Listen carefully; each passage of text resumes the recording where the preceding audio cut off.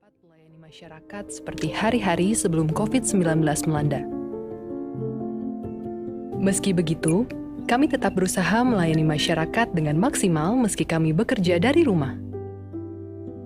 Dari rumah, kami terus melayani masyarakat untuk dapat menyelesaikan permohonan kekayaan intelektual dengan dedikasi tinggi. Semua ini kami lakukan sebagai komitmen untuk dapat terus melindungi karya anak bangsa.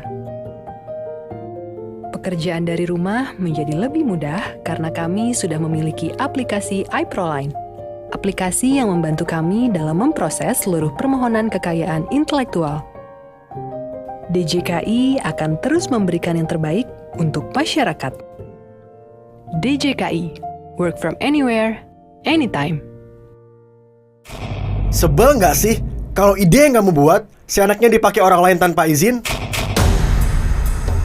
Desain produk minimalis yang kamu bikin berhari-hari, merek keren yang kamu rancang berbulan-bulan, atau lagu baru yang kamu ciptakan buat jadi viral.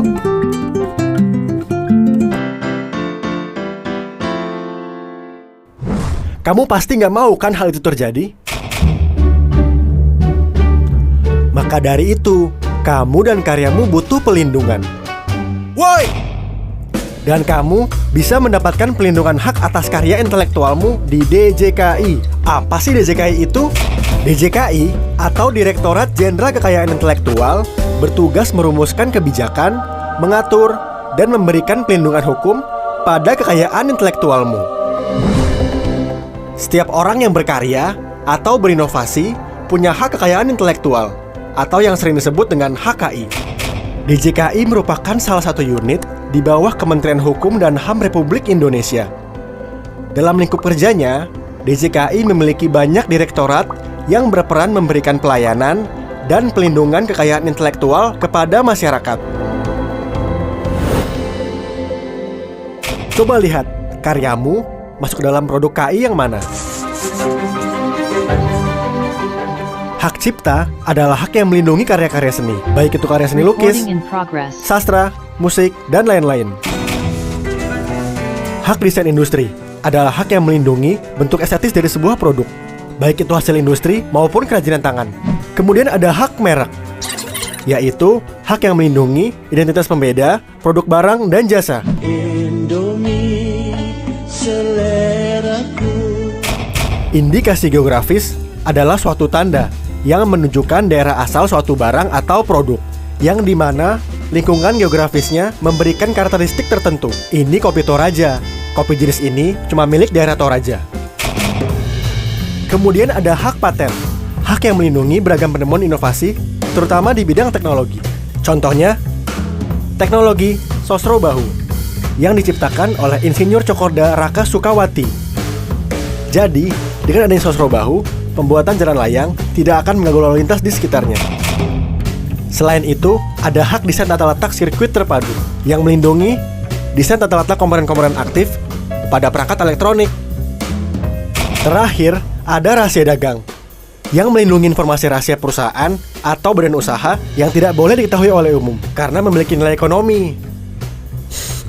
Shh, rahasia kayak resep ayam goreng ini. Dengan dilindungi, sudah pasti kamu akan mendapatkan hak eksklusif, yaitu untuk mendapatkan hak moral dan hak ekonomi. Kamu juga bisa memperbanyak serta menyebarkan karya dan inovasimu bahkan sampai ke luar negeri. Dan keuntungan terbesarnya, kamu nggak perlu takut lagi karyamu dicuri atau diduplikat orang lain, karena karyamu sudah sah dilindungi oleh hukum. DJKI akan melakukan penyidikan dan penindakan jika ada yang menyalahgunakan karyamu. Proses pengajuannya nggak susah kok. Setelah kamu mendaftarkan karyamu, pihak DJKI akan memeriksa karyamu. Kemudian, pihak DJKI akan mengumumkan apakah karyamu telah memenuhi persyaratan. Jika disetujui, kamu akan menerima sertifikat HKI. Biaya yang kamu keluarkan tidaklah mahal dibandingkan dengan kerugian ekonomi yang kamu dapat kalau tidak memiliki perlindungan kekayaan intelektual. DJKI juga terus melakukan inovasi pelayanan publik melalui pendaftaran online dan sertifikat yang bisa kamu print sendiri kapan saja dan di mana saja. Kamu bisa datang langsung ke kantor DJKI atau kantor wilayah Kementerian Hukum dan HAM di daerahmu masing-masing. Selain itu, kamu juga bisa menggunakan jasa konsultan KAI yang terdaftar. Nah, sekarang kita tanya yuk pendapat salah satu dari pendiri brand yang sudah memiliki atau mendaftarkan mereknya ke DJKI. Aku mendirikan Kopi Tuku di 1 Juni 2015. Hak kekayaan intelektual sangat penting buat aku karena dari awal sebelum aku membangun Tuku pun, aku sudah mendaftarkan 3 nama sebelumnya. Cuma itu tidak bisa didaftarkan karena sudah digunakan orang. Jadi aku pengen menggunakan nama yang belum terpakai supaya segala jeripayahku yang aku lakukan bisa terjaga dengan baik ke depannya. Manfaatnya, aku merasa lebih tenang dan lebih nyaman dalam mengerjakan bisnisku sehari-hari. Karena segala ide dan pikiranku jadi tidak bisa dicuri oleh orang lain, sehingga bisnisku akan lebih aman ke depannya. Nanti pun kalau aku berencana untuk ekspansi ke luar negeri, aku akan lebih mudah mendaftarkan merekku ini ke negara-negara yang terafiliasi dengan DJKI. Pesan aku untuk teman-teman adalah merek akan menunjukkan siapa kita di persaingan bisnis ini, siapa kita di mata masyarakat. Tentu anak-anak muda sekarang sangat kreatif, saking asiknya berkreasi, mereka lupa untuk melindungi segala ide dan pikiran mereka. Maka dari itu, jika ingin merek kita dihargai oleh orang lain, maka kita harus menghargai merek kita dengan mendaftarkan merek kita tersebut ke DJKI.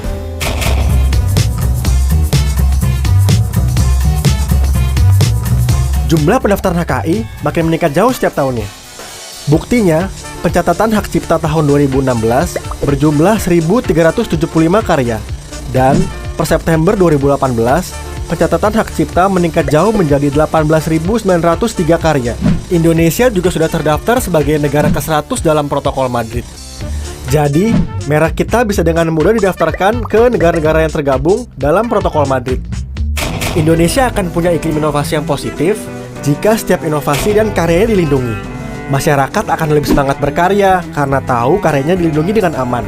Bikin karya udah, bangun bisnis sendiri udah. Berarti sekarang, yuk saatnya hargai dan daftarkan karyamu ke DJKI. Informasi pendaftaran dan pelaporan seputar kekayaan intelektual bisa kamu dapatkan juga di mobile app, website, dan sosial media DJKI. Bersama DJKI, berkarya dengan pasti.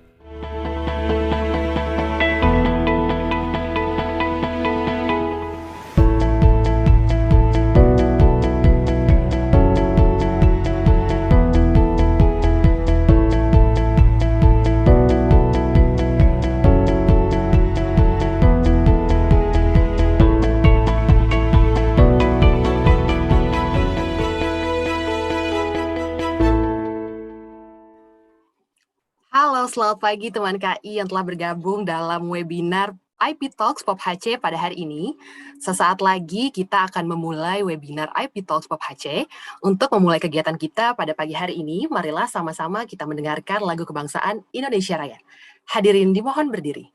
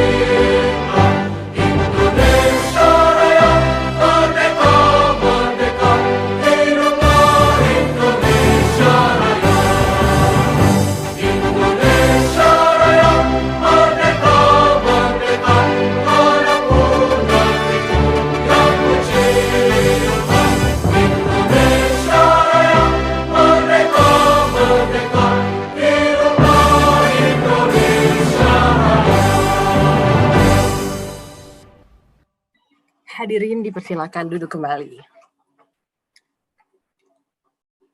Baik, selamat pagi yang terhormat PLT Direktur Jenderal Kekayaan Intelektual, yang kami hormati para pimpinan tinggi pratama di lingkungan Direktorat Jenderal Kekayaan Intelektual, yang kami hormati para narasumber, moderator, serta seluruh teman KI peserta IP Talks POP HC yang berbahagia.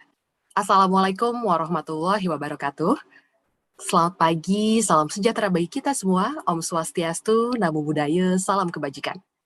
Puji dan syukur, marilah kita panjatkan kehadirat Allah Subhanahu wa Ta'ala, Tuhan yang Maha Kuasa, karena dengan rahmat dan kasih sayangnya, hingga dengan saat ini kita masih diberikan nikmat sehat sehingga dapat berkumpul dalam IP Talks POP HC dengan tema Lindungi Karya Literasi di Perguruan Tinggi melalui POP HC.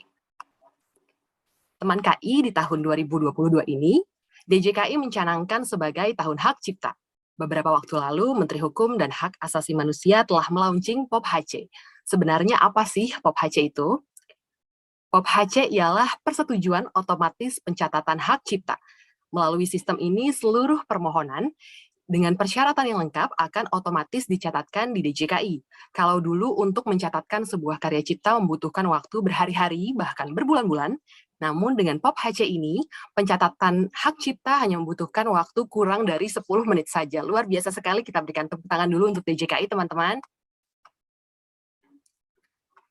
Jadi melalui POP HC ini diharapkan adanya kemudahan dan kecepatan untuk pencatatan hak cipta. Diharapkan masyarakat juga para kreator semakin bersemangat dalam mencatatkan karya ciptaannya di DJKI. Jadi teman KI nggak perlu ragu lagi, pencatatan karya cipta melalui POP HC sebagai bukti kepemilikan. Baiklah teman KI, mengawali webinar IP Talks POP HC pada hari ini, marilah kita dengarkan bersama keynote speech dari PLT Direktur Jenderal Kekayaan Intelektual, Bapak Insinyur Razilu MSI CGCAI. Selamat menyaksikan. Bismillahirrahmanirrahim. Assalamualaikum warahmatullahi wabarakatuh. Selamat pagi, salam sejahtera, Om Swastiastu, Namo Buddhaya. Yang saya hormati pimpinan tinggi pratama, Direktorat Jenderal Keintelektual, para narasumber, moderator, para peserta kegiatan webinar Hak Cipta. Pertama-tama, mari kita panjatkan puji dan syukur kehadirat Allah Subhanahu wa Ta'ala, karena atas berkat, taufik, rahmat, dan hidayahnya, kita dapat mengadakan kegiatan webinar Hak Cipta dengan tema Lindungi Karya Literasi di Perguruan Tinggi melalui POP HC yang berlangsung pada hari ini. Hadirin yang berbahagia, sejak tahun 2019, DJKI memiliki program tahun tematik yang disesuaikan dengan bidang KI yang akan diunggulkan pada tahun berjalan. Tahun 2019 dicanangkan sebagai tahun desain industri, kemudian tahun 2020 dicanangkan sebagai tahun kekayaan intelektual komunal, dan tahun 2021 lalu sebagai tahun paten. Maka tahun 2022 dicanangkan sebagai tahun hak cipta nasional dengan tema persetujuan otomatis pencatatan hak cipta dalam mendukung percepatan pemulihan ekonomi nasional serta mendorong kemajuan ilmu pengetahuan, seni, dan sastra. Tahun ini diambil dari geliat ekonomi kreatif khususnya dari para kreator hak cipta dalam beberapa tahun terakhir yang menunjukkan sumbangsi luar biasa bagi ekonomi nasional. Sepanjang tahun 2022 ini, kami akan mengadakan rangkaian kegiatan dengan tema berbeda setiap bulannya untuk mensosialisasikan kepada masyarakat terkait informasi tentang setiap jenis ciptaan, inovasi layanan terbaru DJKI terkait hak cipta, yaitu POP HC, dan pentingnya pelindungan terhadap karya-karya ciptaan. Hadirin yang kami banggakan, perlu kami sampaikan bahwa pencatatan ciptaan jenis karya tulis mencapai 62% dari total pencatatan ciptaan 83.076.000 pada tahun 2021. Permohonan ini semakin bertambah setiap tahunnya. Hal ini menunjukkan minat dan kreativitas masyarakat dalam menghasilkan karya tulis begitu tinggi, khususnya dari kalangan akademisi dan universitas, selaras dengan kemajuan ilmu pengetahuan yang begitu pesat. Untuk memfasilitasi antusiasme dari para pemohon dalam mencatatkan karya ciptanya, mulai akhir Desember tahun 2021, DJKI meningkatkan layanannya dengan memperkenalkan persetujuan otomatis pencatatan hak cipta atau POP HC. POP HC dilakukan dengan penyelarasan bisnis proses pencatatan hak cipta terkait prinsip deklaratif sehingga mempersingkat waktu penyelesaian dari hitungan hari ke menit. Dengan POP HC, semua permohonan hak cipta dengan persyaratan yang lengkap akan dicatatkan di DJKI secara otomatis. Adapun cara kerja POP HC adalah setelah pemohon selesai mengisi semua persyaratan permohonan pencatatan hak cipta secara lengkap melalui aplikasi e-hak cipta, pemohon akan mendapatkan kode billing. Selanjutnya pemohon membayar kode billing tersebut melalui bank atau pos persepsi serta lembaga persepsi lainnya. Maka POP HC akan langsung menerbitkan surat pencatatan ciptaan yang langsung bisa diunduh oleh pemohon dalam waktu 5 sampai dengan 10 menit. Layanan POP HC juga terintegrasi dengan sistem pembayaran Simponi Kementerian Keuangan dan dapat diakses penuh oleh masyarakat selama 7x24 jam sesuai dengan prinsip anywhere and anytime. Selain itu, dokumen yang dihasilkan juga diberikan pengamanan oleh Badan Cyber dan Sandi Negara atau BSSN melalui penerapan sertifikat elektronik. Melalui webinar ini, kami berharap para penghasil karya cipta, khususnya yang berupa karya tulis, dapat memperoleh pengetahuan terkait lingkup pelindungan hak cipta pada umumnya dan pemanfaatan layanan POP HC yang digagas oleh DJKI pada khususnya. Oleh karena itu, dengan adanya layanan POP HC ini, diharapkan masyarakat semakin bersemangat dalam mencatat karya ciptanya ke DJKI. Sebelum mengakhiri sambutan ini, perkenankan saya atas nama Direktorat Jenderal Kekayaan Intelektual Kementerian Hukum dan HAM RI menyampaikan terima kasih dan apresiasi setinggi-tingginya kepada narasumber dan seluruh peserta webinar serta panitia kegiatan. Semoga kegiatan ini dapat membuka wawasan dan menambah pengetahuan serta kesadaran untuk melindungi karya cipta. Demikian, mohon maaf atas kekurangan selama pelaksanaan webinar ini. Dan akhirnya saya ucapkan selamat mengikuti webinar hak cipta pada hari ini. Wassalamualaikum warahmatullahi wabarakatuh.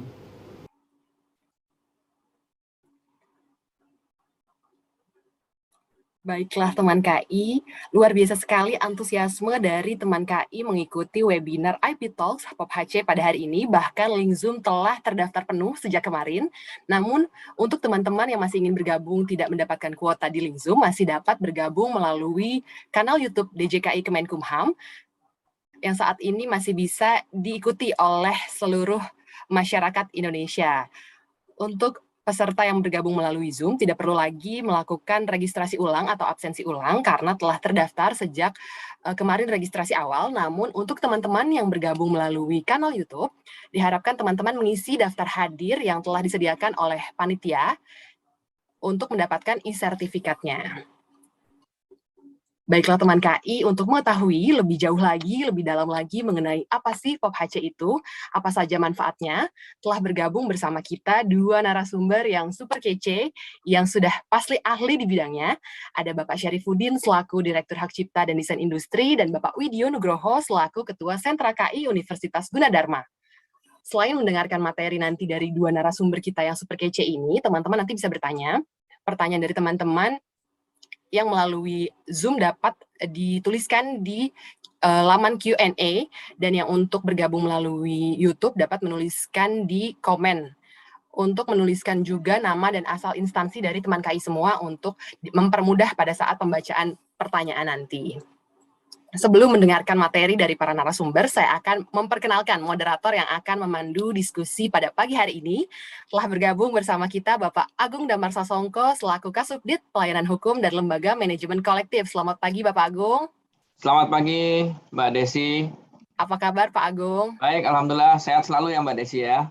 Amin, semoga kita Pak Agung, seluruh teman KI tetap diberikan kesehatan meskipun angka COVID terus meningkat, tapi jangan lupa untuk menjaga protokol kesehatan selalu kapanpun dan dimanapun. Baik Bapak, boleh sedikit bertanya sebelum memulai diskusi yang akan seru pada pagi hari ini? Ya. Iya Pak, bagaimana antusiasme dari masyarakat, dari penulis, dari para kreator setelah kurang lebih 1 bulan ini POP HC telah di-launching? Ya, Mbak, tadi Pak PLT Dirjen juga sudah menyampaikan tadi bahwa apa yang disampaikan beliau tadi benar, bahwa memang animo masyarakat, apalagi para kreator ya, para pencipta ini banyak sekali yang menggunakan POP HC ini, dan itu permohonannya di bulan Januari ini cukup meningkat ya, sudah mencapai hampir 10 ribuan, kurang lebih seperti itu. Dan ini mudah-mudahan bisa menjadi manfaat bagi para pencipta atau para kreator untuk bisa melindungi karya-karyanya, Mbak. Ya. Baik, ini luar biasa sekali ya, Pak. Luar biasa sekali, terobosan luar biasa sekali, Mbak. Betul, luar biasa sekali, yang biasanya Ya. untuk pencatatan tuh memakan waktu berhari-hari bahkan berbulan-bulan, tapi ini kurang Ya. dari 10 menit saja.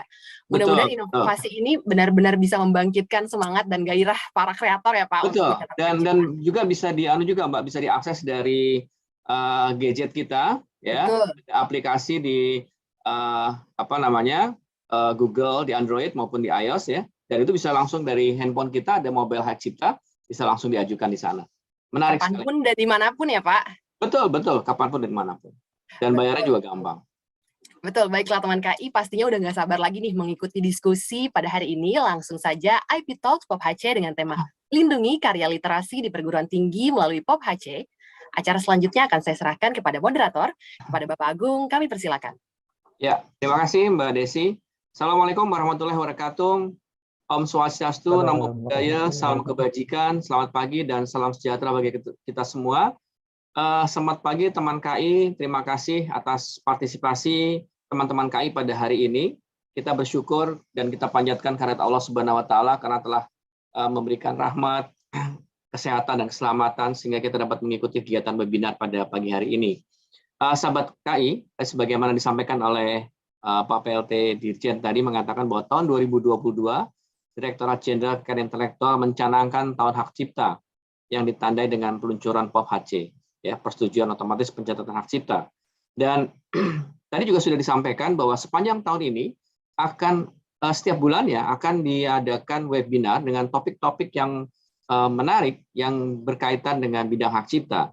Jadi Bapak teman-teman KI jangan sampai ketinggalan. Kita akan selalu mengadakan webinar dengan tema-tema yang sedang banyak dibahas oleh masyarakat dewasa ini terkait dengan perlindungan hak cipta. Dan pada webinar bulan Januari ini kita akan mengangkat topik melindungi karya literasi di perguruan tinggi melalui POP HC.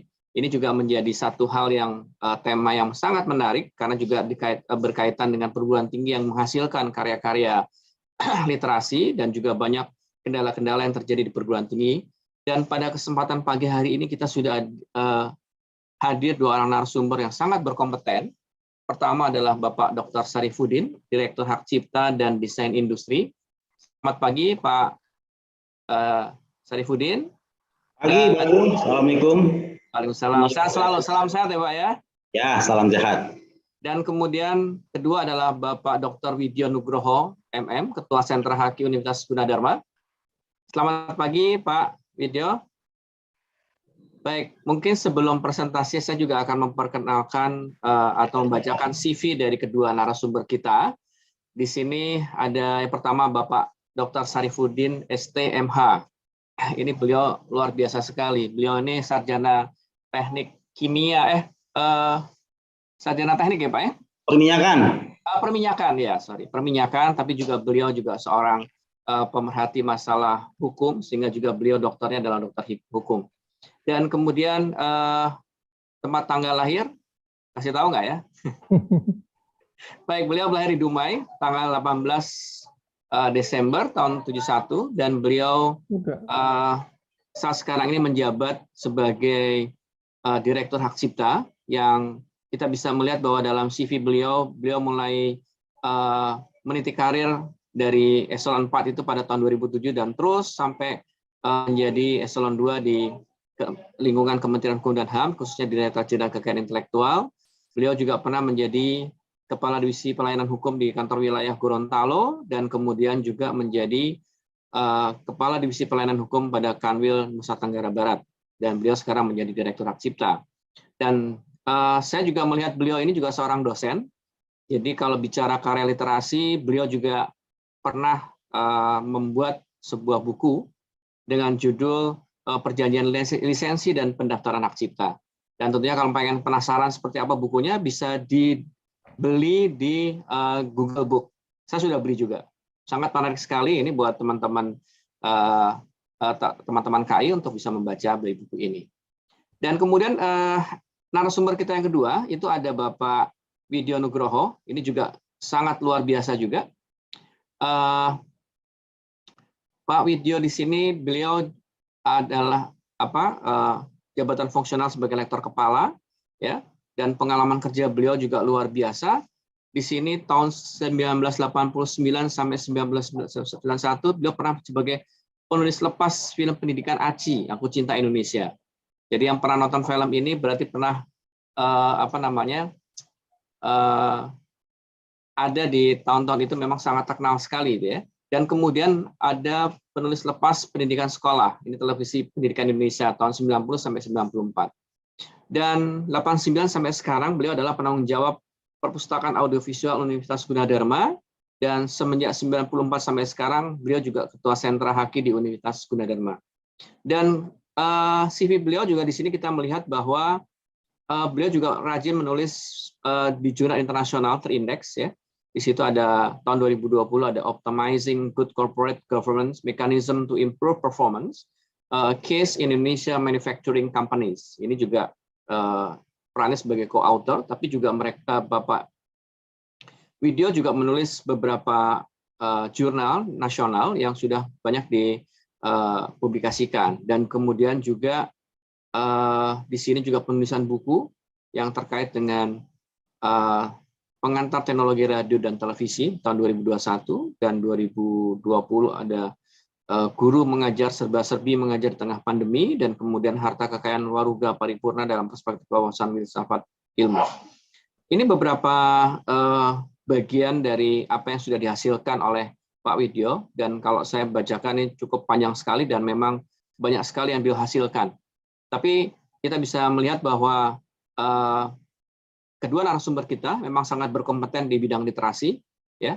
Jadi ada Pak Sarifudin yang juga seorang direktur, tapi dia hobinya mengajar.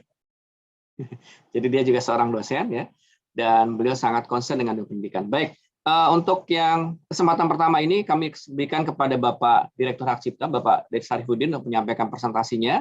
Nanti akan dilanjutkan oleh Bapak Widyo. Untuk sesi pertama kami silakan kepada Pak Sarifudin.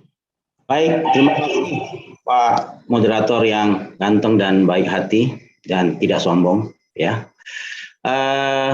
Baik, panitia tolong di share screen dong, ini saya, materi saya.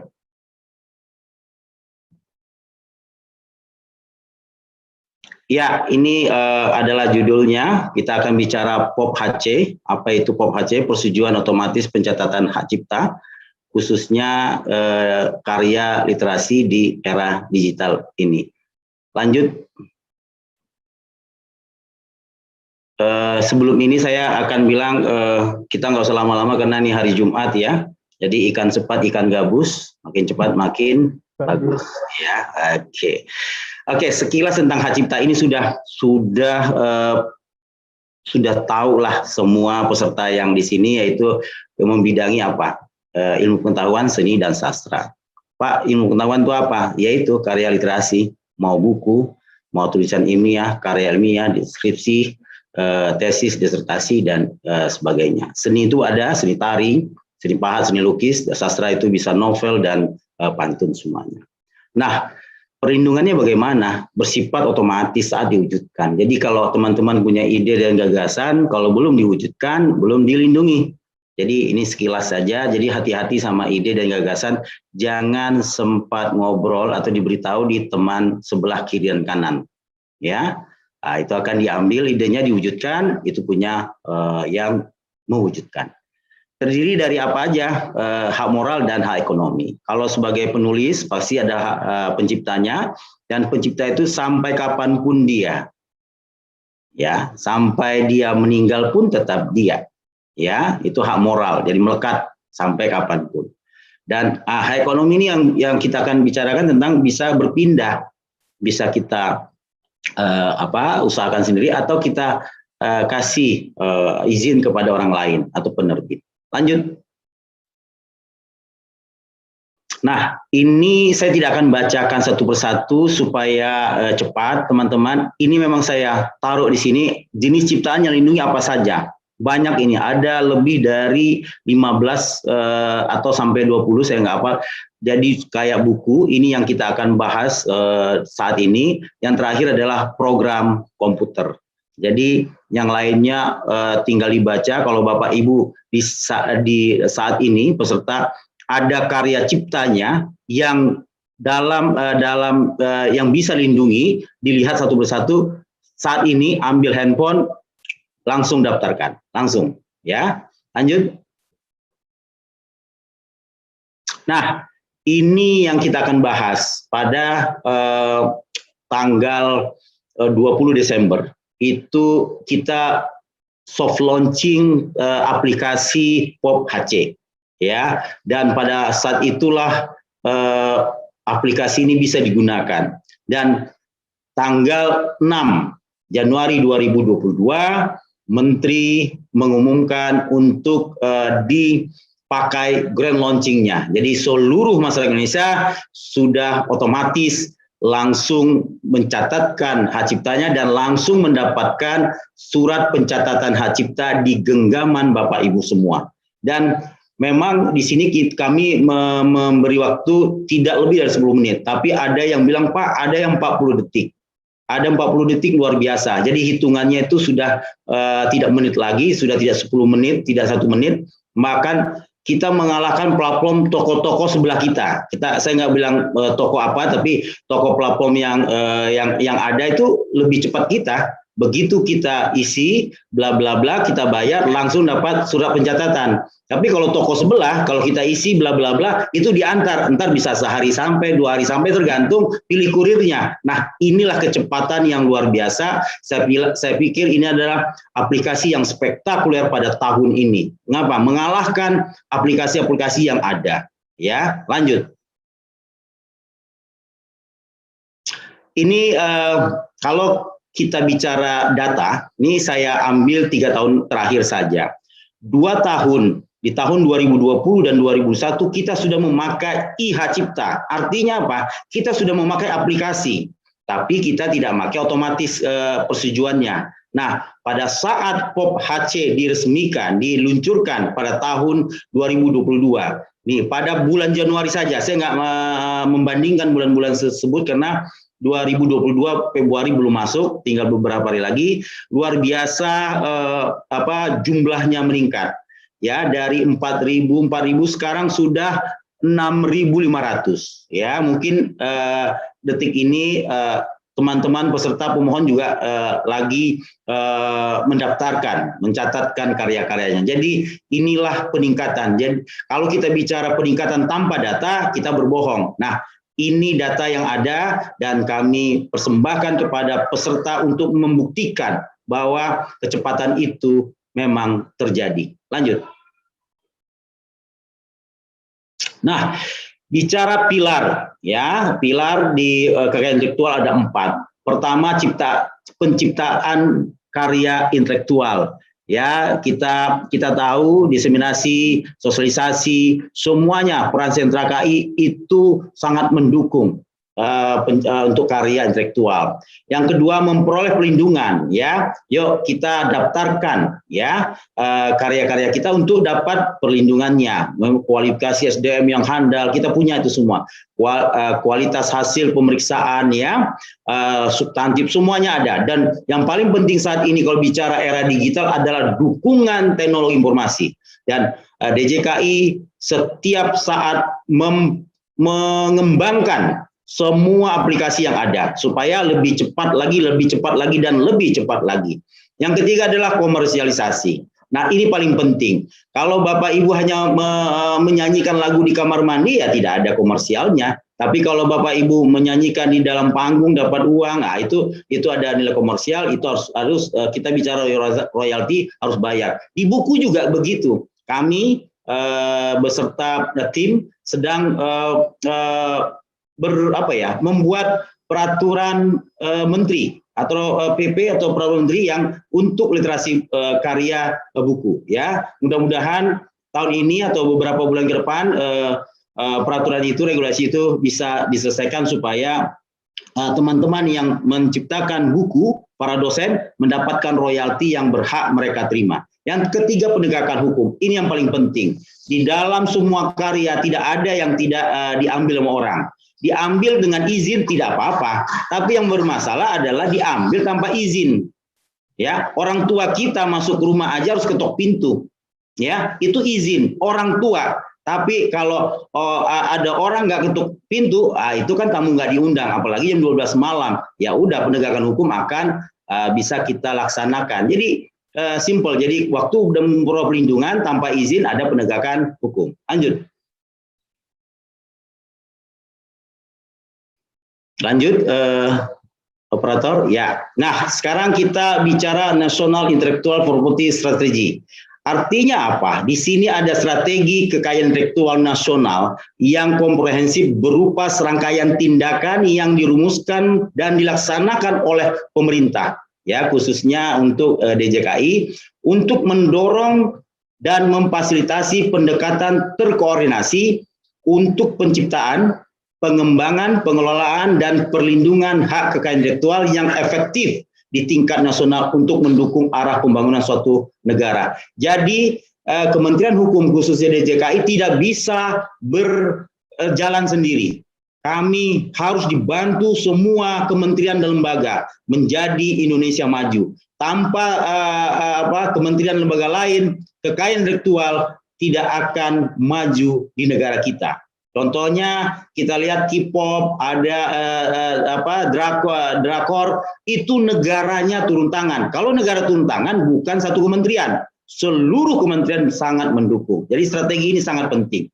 Strategi Intellectual Property Nasional atau KI dapat menguraikan antarmuka antara KI dan konteks ekonomi, sosial, budaya, teknologi hukum, dan lembaga negara yang harus membantu pemerintah untuk membuat dan mengelola kebijakan intellectual property dan pengaturan peraturan yang akan menambah nilai bagi kerangka pembangunan nasional. Nah, dengan adanya KI ini terlindungi, otomatis suatu ekonomi di negara di mana yang KI-nya di depan akan maju. Saya mungkin salah, tapi dapat statement bahwa kita sekarang ini sudah menjadi negara maju, bukan negara berkembang. Tapi KI kita harus lebih maju lagi. Dan negara maju, semua negara maju. Contohnya apa? Amerika, ya film musiknya luar biasa, KI-nya terdepan. Negara Jepang melindungi semua karya patennya, ya, penemuan patennya. Juga Jerman, Prancis, Inggris, semua. Inggris terkenal dengan karya-karya tulisnya, ya, sastranya dibuat film, luar biasa. Jadi semua negara maju pasti kekayaan intelektualnya paling depan. Lanjut.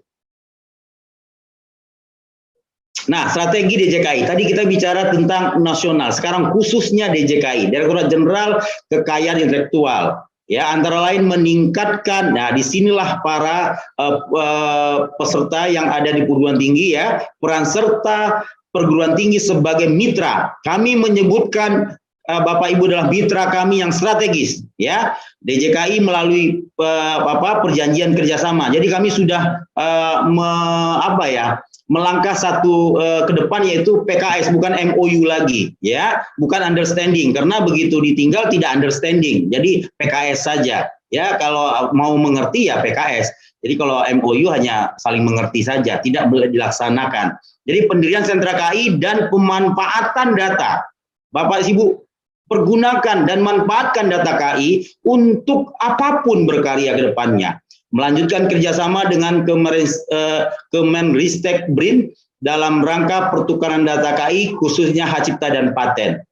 Luar biasa, BRIN ini adalah Ristek dan inovasi. Inovasi di sini yang kita kembangkan untuk kemajuan negara kita. Manfaat selanjutnya memanfaatkan perkembangan teknologi informasi seperti artificial intelligence untuk membantu DJKI dalam upaya meningkatkan layanan ke masyarakat.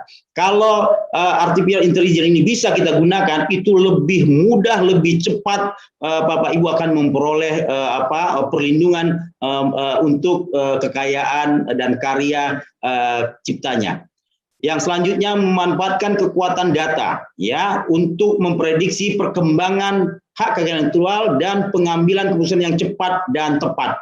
Data ini penting dalam suatu negara. Tanpa data kita hilang dua pulau, sepadan ligitan. Kita berteriak itu adalah pulau kita, tapi begitu lihat peta dan data tidak pernah ada data itu di negara kita. Inilah pelajaran yang sangat berharga bahwa data itu penting walaupun skupnya paling kecil ya. Penyelarasan teknologi atau sistem informasi DJKI sesuai dengan sistem pemerintahan berbasis elektronik. Ini sudah kita lakukan. Lanjut. Nah, ini kita lihat lagi data dari 10 jenis POP HC, yaitu sampai tanggal 24 Januari 2022, buku tetap nomor 1. Artinya, karya literasi, buku di era digital sangat diperlukan. Kenapa? Anak-anak kita sekarang sudah online. Ya, mereka butuh apa? E-book atau buku baca di mana saja, tapi sudah mulai meninggalkan buku-buku manual. Ya, karena dalam genggaman di handphone kita bisa baca apa saja, buku apa saja, sastra karangan apa saja.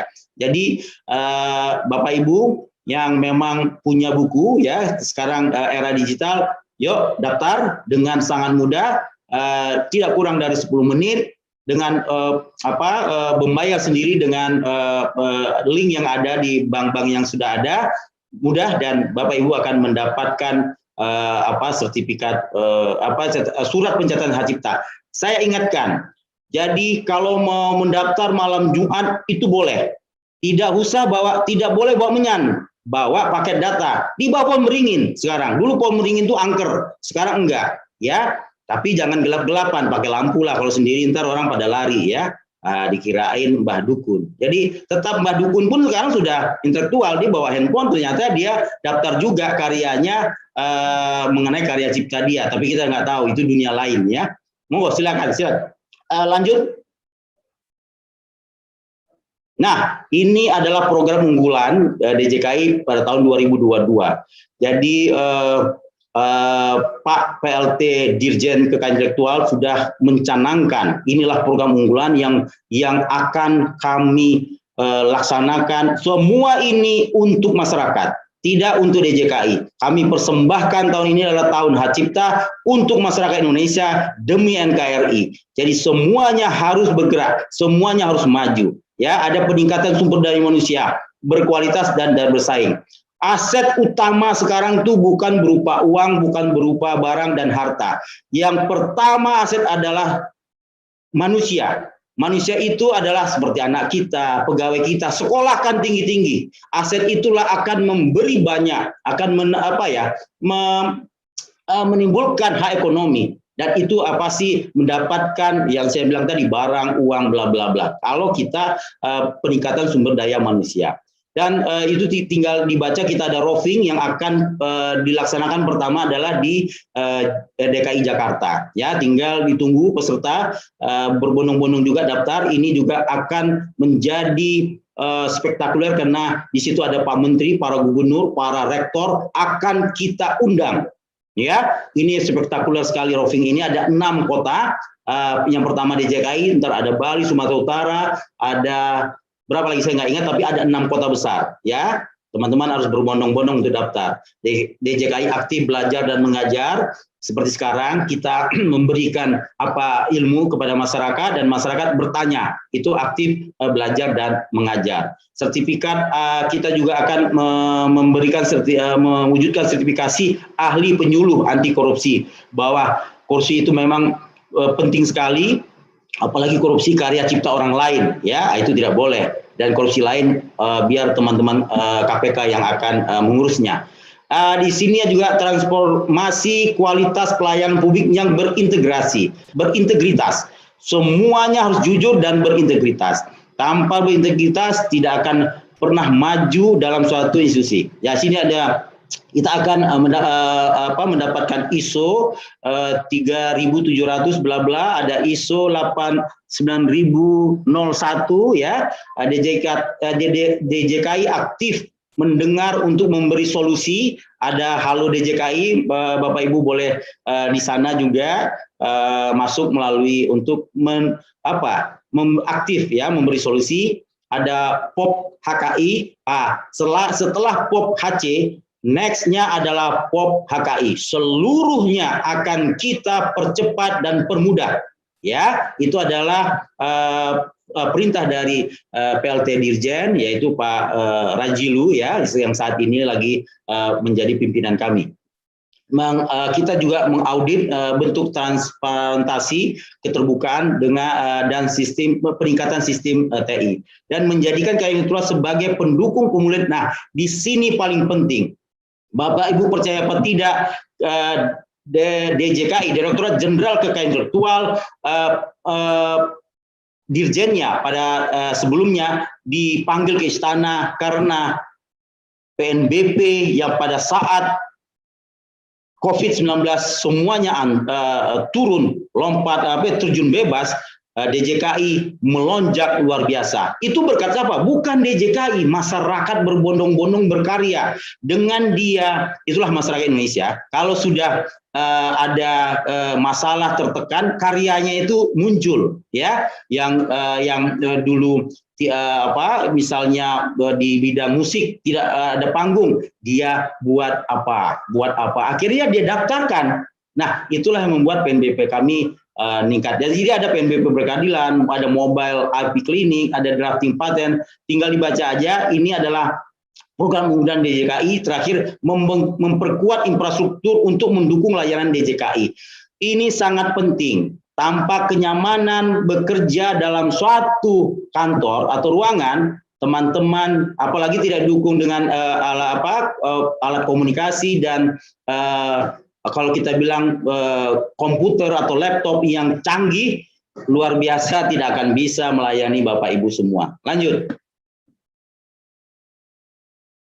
Nah, ini lanjut lagi. Ini stop di sini. Tahun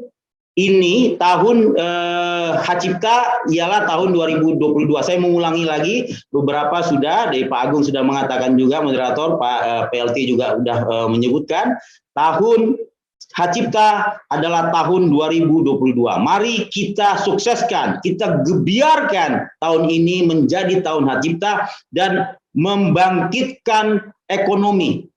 Ya, ekonomi pulih, pasti Indonesia maju. Ya, tanpa itu kita jangan terlena dengan Omikron. Setelah Omikron pasti ada tante Mikron, ada mami Mikron. Jadi sekarang baru omnya yang keluar nih, belum tantenya ya. Nah, kalau ada tantenya repot kita. Pak Agung pasti suka banget tuh sama tante Mikron. Kalau istilah Omikron, hati-hati, jaga itu, tetap berkarya. Tahun ini adalah tahun kita sukseskan bersama-sama seluruh masyarakat Indonesia. Lanjut. Nah, apa temanya tahun Hcipta tahun 2022? Ini dah, persetujuan otomatis pencatatan Hcipta dalam mendukung percepatan pemulihan ekonomi nasional serta mendorong kemajuan ilmu pengetahuan seni dan sastra. Terdapat 3 fokus utama yang dijadikan sebagai latar belakangnya. Pertama, persetujuan otomatis pencatatan Hcipta sudah kami luncurkan, ya. Pemulihan ekonomi, dengan adanya pencatatan ini, ekonomi akan berjalan. Kenapa? Semua karya lindungi dan Bapak Ibu bisa berkarya ke masyarakat tanpa ada was-was, oh ini ntar kita diambil. Tidak. Jadi ekonomi pulih karena pencatatan kita sudah diserahkan data ke negara. Yang terakhir, mendorong kemajuan ilmu pengetahuan seni dan sastra. Yuk, seluruhnya kita bangkit mendorong kemajuan ilmu seni dan sastra. Dibutuhkan rangkaian kegiatan yang diadakan diharapkan memenuhi aspek pertama edukasi, kedua sosialisasi, dan pemberdayaan kekayaan intelektual. Sesuai dengan tema utama tahun Hcipta, maka rangkaian kegiatan tersebut akan banyak melibatkan para kreator di industri kreatif, baik individu maupun komunitas. Lanjut. Nah, ini adalah rencana kegiatan tahun Hcipta. Pertama, seminar dan diseminasi, ini salah satunya yang saat ini Bapak Ibu sedang saksikan, seminar diseminasi supaya informasi yang ada POP Hcipta itu tahu di seluruh masyarakat. Bapak Ibu yang pada saat ini mendengar adalah agent kami. Habis itu kasih informasi kepada teman-teman yang belum mendengarkan. Memang terbatasnya kuota. Ada 1.200 penuh pakai YouTube, pakai live streaming. Monggo, Bapak Ibu adalah agen-agen kami yang akan menyampaikan suara-suara Pop Hacipta kepada seluruh masyarakat Indonesia sampai ke pelosok desa. Ya. Kedua, pameran karya seni dan sastra. Itu kita beri ruang bagi karya-karya seni untuk memamerkan kepada masyarakat. Ketiga, pemutaran film. Sebenarnya pemutaran film itu sudah, kalau dulu bilang layar tancap di kampung-kampung. Ini kita akan gerakan lagi. Kita akan memberi karya-karya film pendek, karya-karya cipta dokumentasi yang memang bermutu. Keempat, pertunjukan seni lintas media, ya. Ini juga luar biasa seni yang akan kita pertunjukkan kepada masyarakat. Kelima, yang terakhir adalah Malam Anugerah Seni. Kita memberikan penghargaan kepada para maestro seni dan sastra Indonesia. Jadi kita akan tunggu Malam Anugerah ini, mudah-mudahan bisa RI 1, presiden kita atau wakil presiden, bahkan menteri kita memberikan setiap saat anugerah seni atau penghargaan. Dan tahun kemarin Pak Menteri sudah memberikan penghargaan atau surat pencatatan hak cipta kepada Gubernur Bali dengan bukunya sendiri, dan dia mengucapkan terima kasih bahwa saking cepatnya pendaftaran itu seorang gubernur, dan dengan surat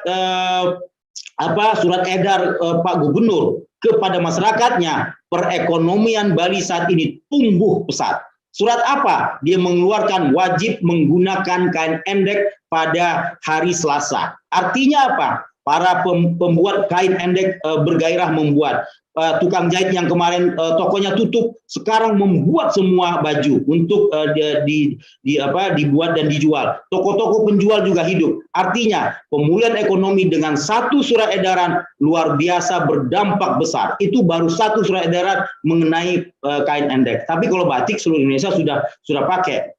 Jadi dia tetap pakai batik dan sekarang mewajibkan masyarakat Bali bangga dengan kain endeknya. Kenapa? Sudah diambil, sudah dipakai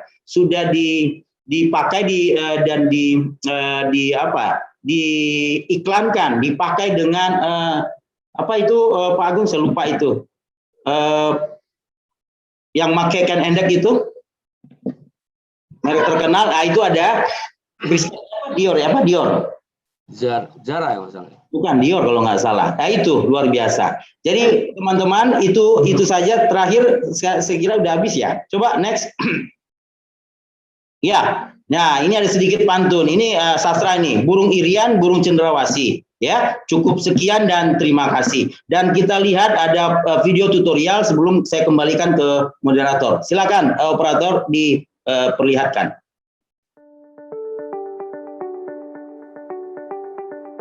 Registrasi akun hak cipta online dengan klik Create Account untuk mendapatkan username dan password. Lengkapi seluruh isian dengan data yang benar seperti email, nama, nomor KTP, tempat tanggal lahir, dan seterusnya.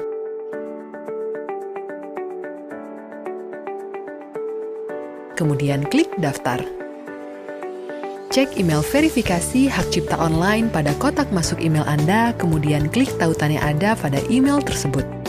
Untuk pengajuan pencatatan ciptaan, pilih menu hak cipta, kemudian klik permohonan baru. Persiapkan dokumen lampiran yaitu surat pernyataan dan juga surat pengalihan hak jika pencipta dan pemegang hak cipta berbeda. Unduh format surat yang tersedia, kemudian isi dengan benar. Selanjutnya, isi detail permohonan dengan benar, mulai dari jenis permohonan, jenis ciptaan, subjenis ciptaan, judul ciptaan, dan seterusnya.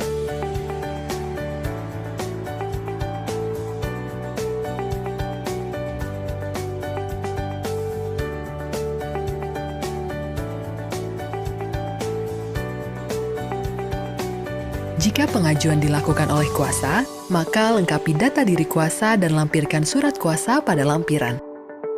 Kemudian, masukkan data pencipta dan data pemegang hak cipta. Data pencipta dan data pemegang hak cipta dapat diisi lebih dari satu nama dengan mengklik tombol tambah dengan urutan susunan yang diinginkan.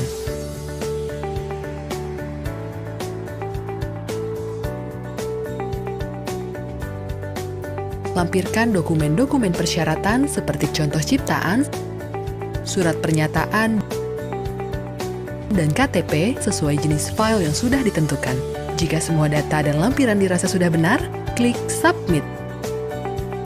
Lakukan pembayaran PNBP melalui bank sesuai dengan nominal tertera dengan memasukkan kode billing.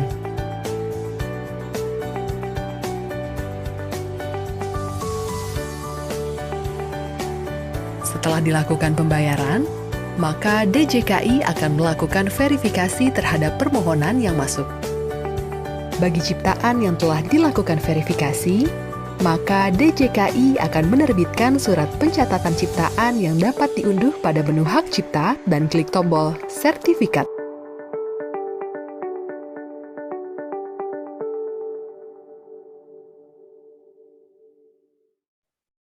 Baik, terima kasih Pak Agung. Waktu saya kembali ke moderator. Terima kasih Pak Direktur, luar biasa sekali presentasinya. Sampai tadi kita hati-hati ada Tante Mikron ya Pak ya. Iya. Tahun depan bisa jadi ada Mbah Mikron. Baik, terima kasih luar biasa tadi yang disampaikan oleh Pak Direktur yang terkait dengan POP HC, dan memang ini juga merupakan bagian dari strategi nasional untuk mempermudah para kreator atau para pencipta dan pemegang hak cipta untuk mengajukan permohonan hak cipta. Dan tadi juga sudah dijelaskan bahwa karya literasi itu banyak sekali yang mengajukan. Dan ini menjadi sangat relevan dengan pembahasan kita pada pagi hari ini ya Pak ya. Jadi tadi angkanya cukup besar Pak ya, dari buku, kemudian karya ilmiah, dan karya-karya literasi lainnya itu menduduki ranking yang paling tinggi ya Pak ya, kalau seperti itu. Dan juga mungkin tadi Pak Direktur juga sudah menyampaikan secara melalui video tadi bagaimana mekanisme untuk mengajukan permohonan hak cipta secara online, dan tentunya tadi juga mekanisme ini bisa digunakan melalui Android atau iOS ya.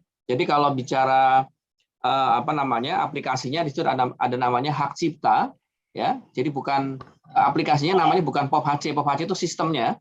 Jadi kalau bicara aplikasinya itu ada namanya Hak Cipta Direktorat Jenderal Kekayaan Intelektual. Nah, itu Bapak Ibu sekalian atau teman-teman KAI bisa mendownload ya. Dan tadi sangat mudah sekali sudah dijelaskan melalui video, dan Pak Direktur juga sudah menjelaskan secara rinci bahwa itu memudahkan Bapak Ibu sekalian. Dan bahkan kita bisa sambil duduk di bawah pohon beringin, yang dulu angker sekarang tidak menjadi angker, tapi ramai orang duduk di situ untuk mengajukan aplikasi e-hak cipta. Begitu Pak ya. Baik, terima kasih Pak Sarifudin. Kesempatan berikutnya kami berikan kepada Pak Widyo. Ini yang kita lebih spesifik lagi membahasnya, karena kita berkaitan dengan masalah literasi. Nah, ini bagaimana dari kalangan dunia pendidikan yang kaitkan dengan literasi, dan kemudian kendala-kendala apa sih yang dihadapi yang terkait dengan pengajuan atau perlindungan hak cipta atas karya-karya literasi. Monggo Pak, silahkan, waktu dan tempat kami silakan pada Pak Widyo. Baik, terima kasih Pak Agung. Assalamualaikum warahmatullahi wabarakatuh, teman KAI semua. Saya yang sangat senang dengan hadirnya POP HC. Mungkin teman-teman yang baru melakukan pendaftaran ciptaan tidak membayangkan bagaimana sukarnya dulu mencatatkan karya literasi kita. Sebagai gambaran, ini adalah hasil penelitian teman-teman dosen di Gunadarma, yaitu karya rekaman video, judulnya Suku Kajang Menjaga Alam Tetap Lajang. Ya, jadi berupa karya rekaman video. Dulu untuk pendaftaran saya harus menyiapkan CD seperti ini, ada CD-nya di burn, kemudian kita harus buat covernya.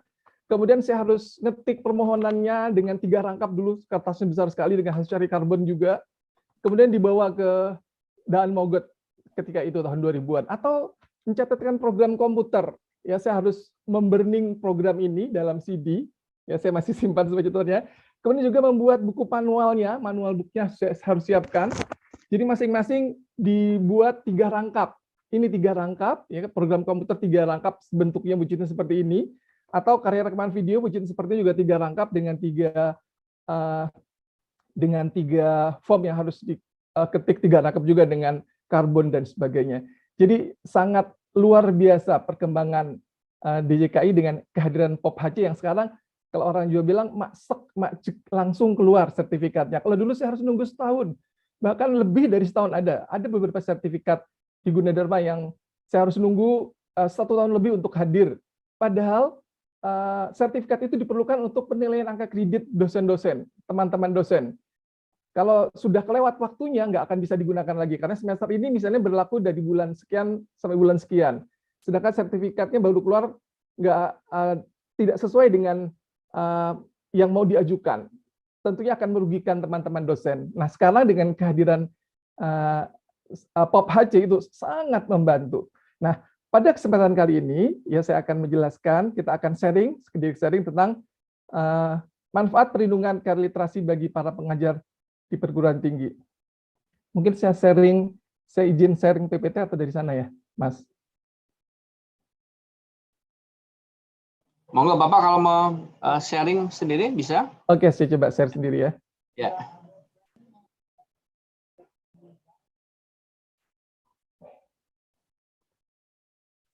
Mudah-mudahan sudah terlihat ya. Jadi saya akan sharing bagaimana manfaat perlindungan karya literasi bagi para pengajar di perguruan tinggi. Hari ini kita akan bicarakan tentang bagaimana pengertian literasi, jenisnya, tujuan dan manfaat literasi, juga bagaimana perlindungan karya literasi.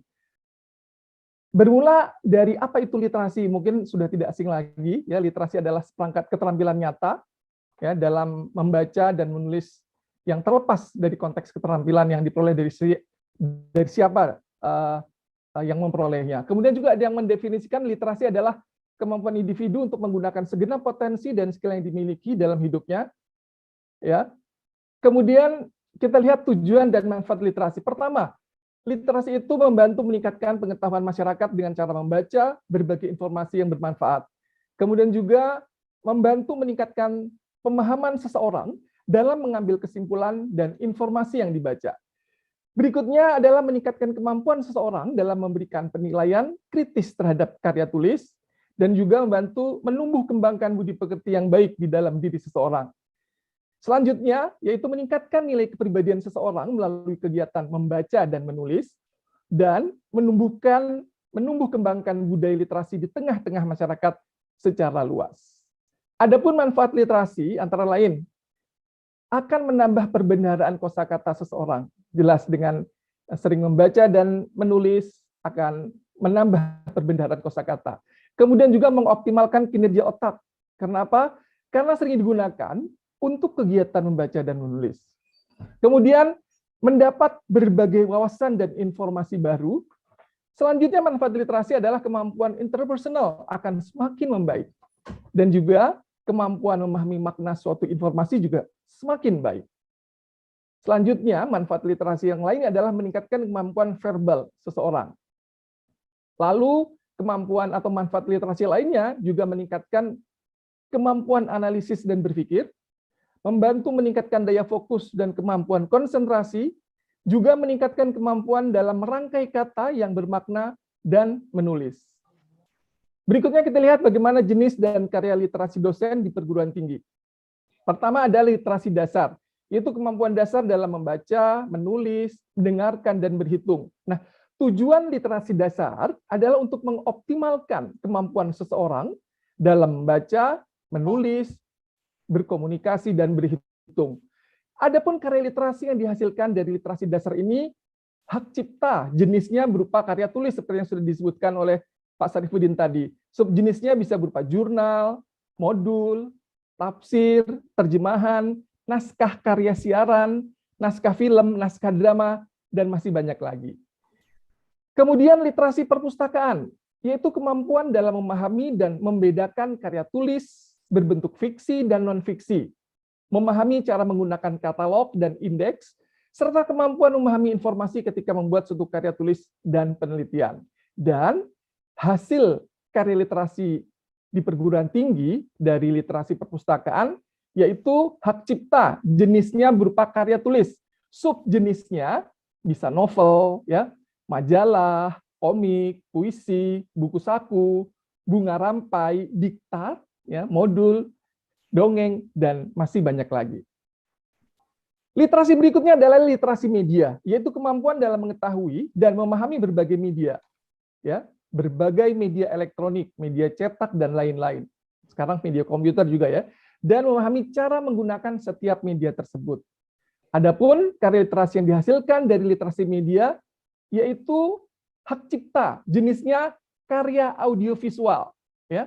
Subjenisnya bisa berupa karya rekaman video seperti yang sudah saya perlihatkan tadi, ya. Karya rekaman radio, karya sinematografi, film dokumenter, film iklan, dan lain-lain. Juga hak cipta jenisnya komposisi musik. Subjenisnya bisa berupa aransemen, lagu yang terdiri dari musik dan teks, berbagai musik, musik rock, musik dangdut, dan lain-lain. Ya, ini masih karya literasi yang dihasilkan dari literasi media. Kemudian juga hak cipta jenisnya karya rekaman. Subjenisnya bisa berupa ceramah, karya rekaman suara atau bunyi, khutbah, pidato, dan masih banyak lagi. Kemudian ada literasi teknologi, yaitu kemampuan dalam mengetahui dan memahami hal-hal yang berhubungan dengan teknologi, misalnya hardware dan software. Ya, mengerti cara menggunakan internet serta memahami etika dalam menggunakan teknologi. Nah, adapun karya literasi yang dihasilkan dari literasi teknologi, kalau hak cipta jenisnya yaitu kalau kita masuk ke hak cipta karya lainnya, ya, jenisnya karya lainnya. Nah, subjenisnya berupa program komputer, ya, basis data, komposisi ciptaan data, dan sebagainya, ya. Atau karya literasi yang dihasilkan dari literasi teknologi bisa berupa paten, ya, paten sederhana ataupun paten biasa, ya. Kemudian ada literasi visual, yaitu kemampuan dalam menginterpretasi dan memberi makna dari suatu informasi yang berbentuk gambar atau visual.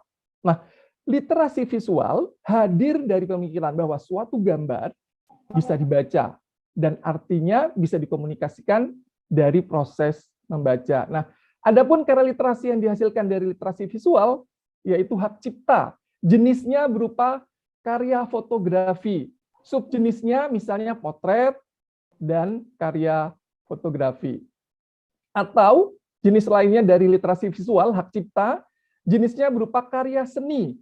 Nah, subjenisnya misalnya arsitektur, ya, gambar-gambar arsitektur, baliho, banner, flyer, kaligrafi, karya seni batik, ya, karya seni patung, karya seni pahat, karya ukiran, karya motif, motif sasaringan, motif batik, dan lain-lain. Jadi teman-teman dosen yang ada di Fakultas Seni, jangan berkecil hati, semua karyanya bisa dicatatkan di lembaga hak cipta, seperti yang saya katakan, ya, yang dihasilkan dari hasil literasi visual, berupa hak cipta, berupa karya seni, ya, bisa baliho, flyer, dan lain-lain. Kita lihat bagaimana manfaat perlindungan karya literasi bagi pengajaran, bagi pengajar di perguruan tinggi. Seperti kita ketahui, di perguruan tinggi kita mengenal 3 kawasan, yaitu pengabdian pada masyarakat, kemudian pendidikan dan pengajaran, juga penelitian dan pengembangan. Nah, di mana karya literasi itu? Nah, kalau pengabdian kepada masyarakat, ya, misalnya kita menggunakan hasil penelitian berupa program komputer atau karya rekaman video untuk melakukan penyuluhan di posyandu tentang laktasi dan lain-lain, ya, penggunaannya. Karya literasi untuk pengabdian masyarakat, tentunya karya literasi itu sudah dicatatkan ke lembaga hak cipta. Atau pendidikan dan pengajaran, yaitu kegiatan proses belajar mengajar di dalam kelas. Karya literasinya bisa berupa modul, buku, dan lain-lain, yang juga dicatatkan ke lembaga hak cipta melalui hak cipta. Dan yang ketiga yang mungkin sangat bermanfaat, ya, bukan berarti yang lain tidak bermanfaat, ya, yaitu pada penelitian dan pengembangan. Biasanya dimasukkan karya literasi berupa hak cipta ataupun paten. Lalu bagaimana kita nginputnya? Seperti kita ketahui, ya, kinerja kita sebagai dosen seluruhnya harus dilaporkan, harus diinput ke dalam sistem informasi sumber daya integrasi atau SISTER, ya. Nah, seluruh karya literasi berupa hak cipta maupun paten harus dimasukkan, diinput ke dalam SISTER dengan sehingga otomatis akan terekor dalam kinerja tiap semester, yaitu BKD, ya. Kita lihat bagaimana. Nah, kalau kita masuk ke dalam sister, ya, karya literasi diinput ke sister pada pelaksanaan penelitian dan penelitian. Ya, di situ ada pilihan paten, ya, atau haki. Kita lihat ya, ada pilihan paten atau haki. Kemudian klik tanda tambah, ya, klik tanda tambah ini yang berwarna hijau untuk mulai input karya literasi kita yang sudah kita catatkan ke lembaga hak cipta. Kemudian pada halaman ini akan muncul, ya, pilih pelaksanaan penelitian, ya, pelaksanaan penelitian. Ketika kita klik pelaksanaan penelitian, akan muncul pilihan, ya, akan muncul pilihan. Nah, kemudian kita memilih membuat rancangan dan karya teknologi yang dipatenkan. Jadi dalam sistem ini masih dituliskan dipatenkan namanya, walaupun di dalamnya ada hak cipta. Kemudian kita isi berikutnya adalah membuat rancangan dan karya teknologi yang dipatenkan atau seni yang terdaftar di Haki, ya, formulanya seperti ini, dan menghasilkan paten bersertifikat internasional /nasional yang belum diterapkan. Kalau memang belum diterapkan, biasanya paten ataupun karya literasi di perguruan tinggi, pengalaman saya masih hanya sekedar angka kredit, tapi dengan saat ini seperti Gebiar yang sudah dikatakan Pak Syarifuddin, mudah-mudahan bisa langsung ke komersialisasi dan menghasilkan sesuatu untuk kita. Ya, itu kalau sudah dikomersialisasikan, kita pilih yang sudah dikomersialisasikan. Tapi kalau yang belum diterapkan, ya. Kemudian berikutnya kita masukkan dokumen pencatatan hak cipta pada dokumen, ya, klik dokumen, dan berikutnya setelah kita masukkan sertifikat misalnya atau surat pencatatan hak cipta, jenis dokumen kita pilih lainnya. Berikutnya adalah, ya, kita masukkan tautan dokumen. Ini yang harus diketahui karena kadang-kadang ngelihatnya di mana, ya. Jadi masukkan tautan dokumen, yaitu kita buka link penelusuran, ya, maka akan muncul seperti ini, link penelusuran PDKI Indonesia di gip.go.id. Kemudian akan muncul seperti ini, kita pilih, ya, masuk terlebih dahulu ke dalam laman penelusuran, kemudian kita pilih karya literasi kita berupa apa? Berupa merek, paten, desain industri, hak cipta, atau indikasi geografi. Ya, kita masuk, kita pilih misalnya cipta. Nah, ini kita dengan masukkan nomor pendaftaran EC bla bla bla bla bla. Nah, akan muncul seperti ini, ya. Akan diarahkan ke halaman ini dan kita klik tulisan berwarna biru itu diterima. Ya, di situ akan muncul berbagai informasi tentang karya kita, ya. Akan muncul informasi detail tentang karya literasi kita. Nah, berikutnya, ya, kita copy, ya. Kita bold alamat URL ini, ya.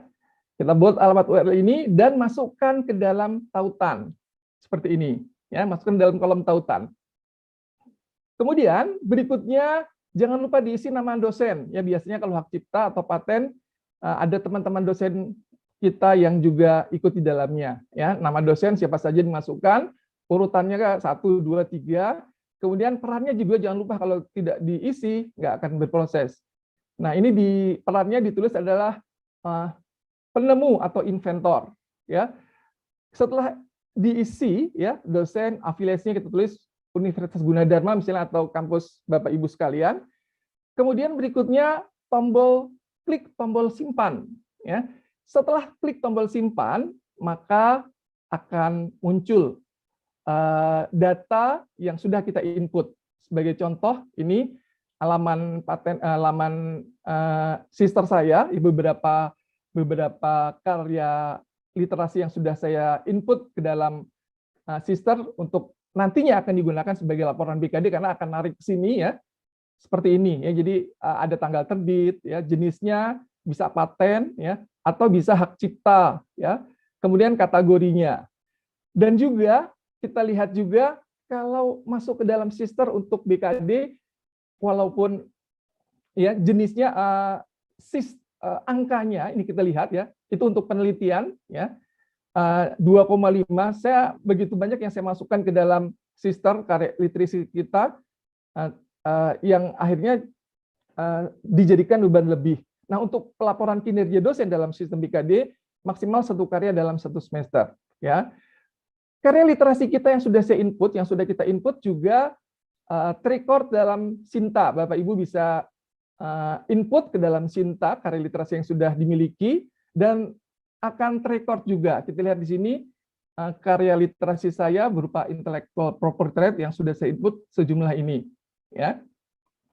Begitu pula ketika Bapak Ibu akan, sekarang sudah musim hibah penelitian, hibah abdi mas. Nah, karya literasi yang Bapak Ibu masukkan akan menjadi nilai tambah ya dengan memasukkannya ke dalam sistem Simlip Tapnas ya dengan mengklik tombol haki ya.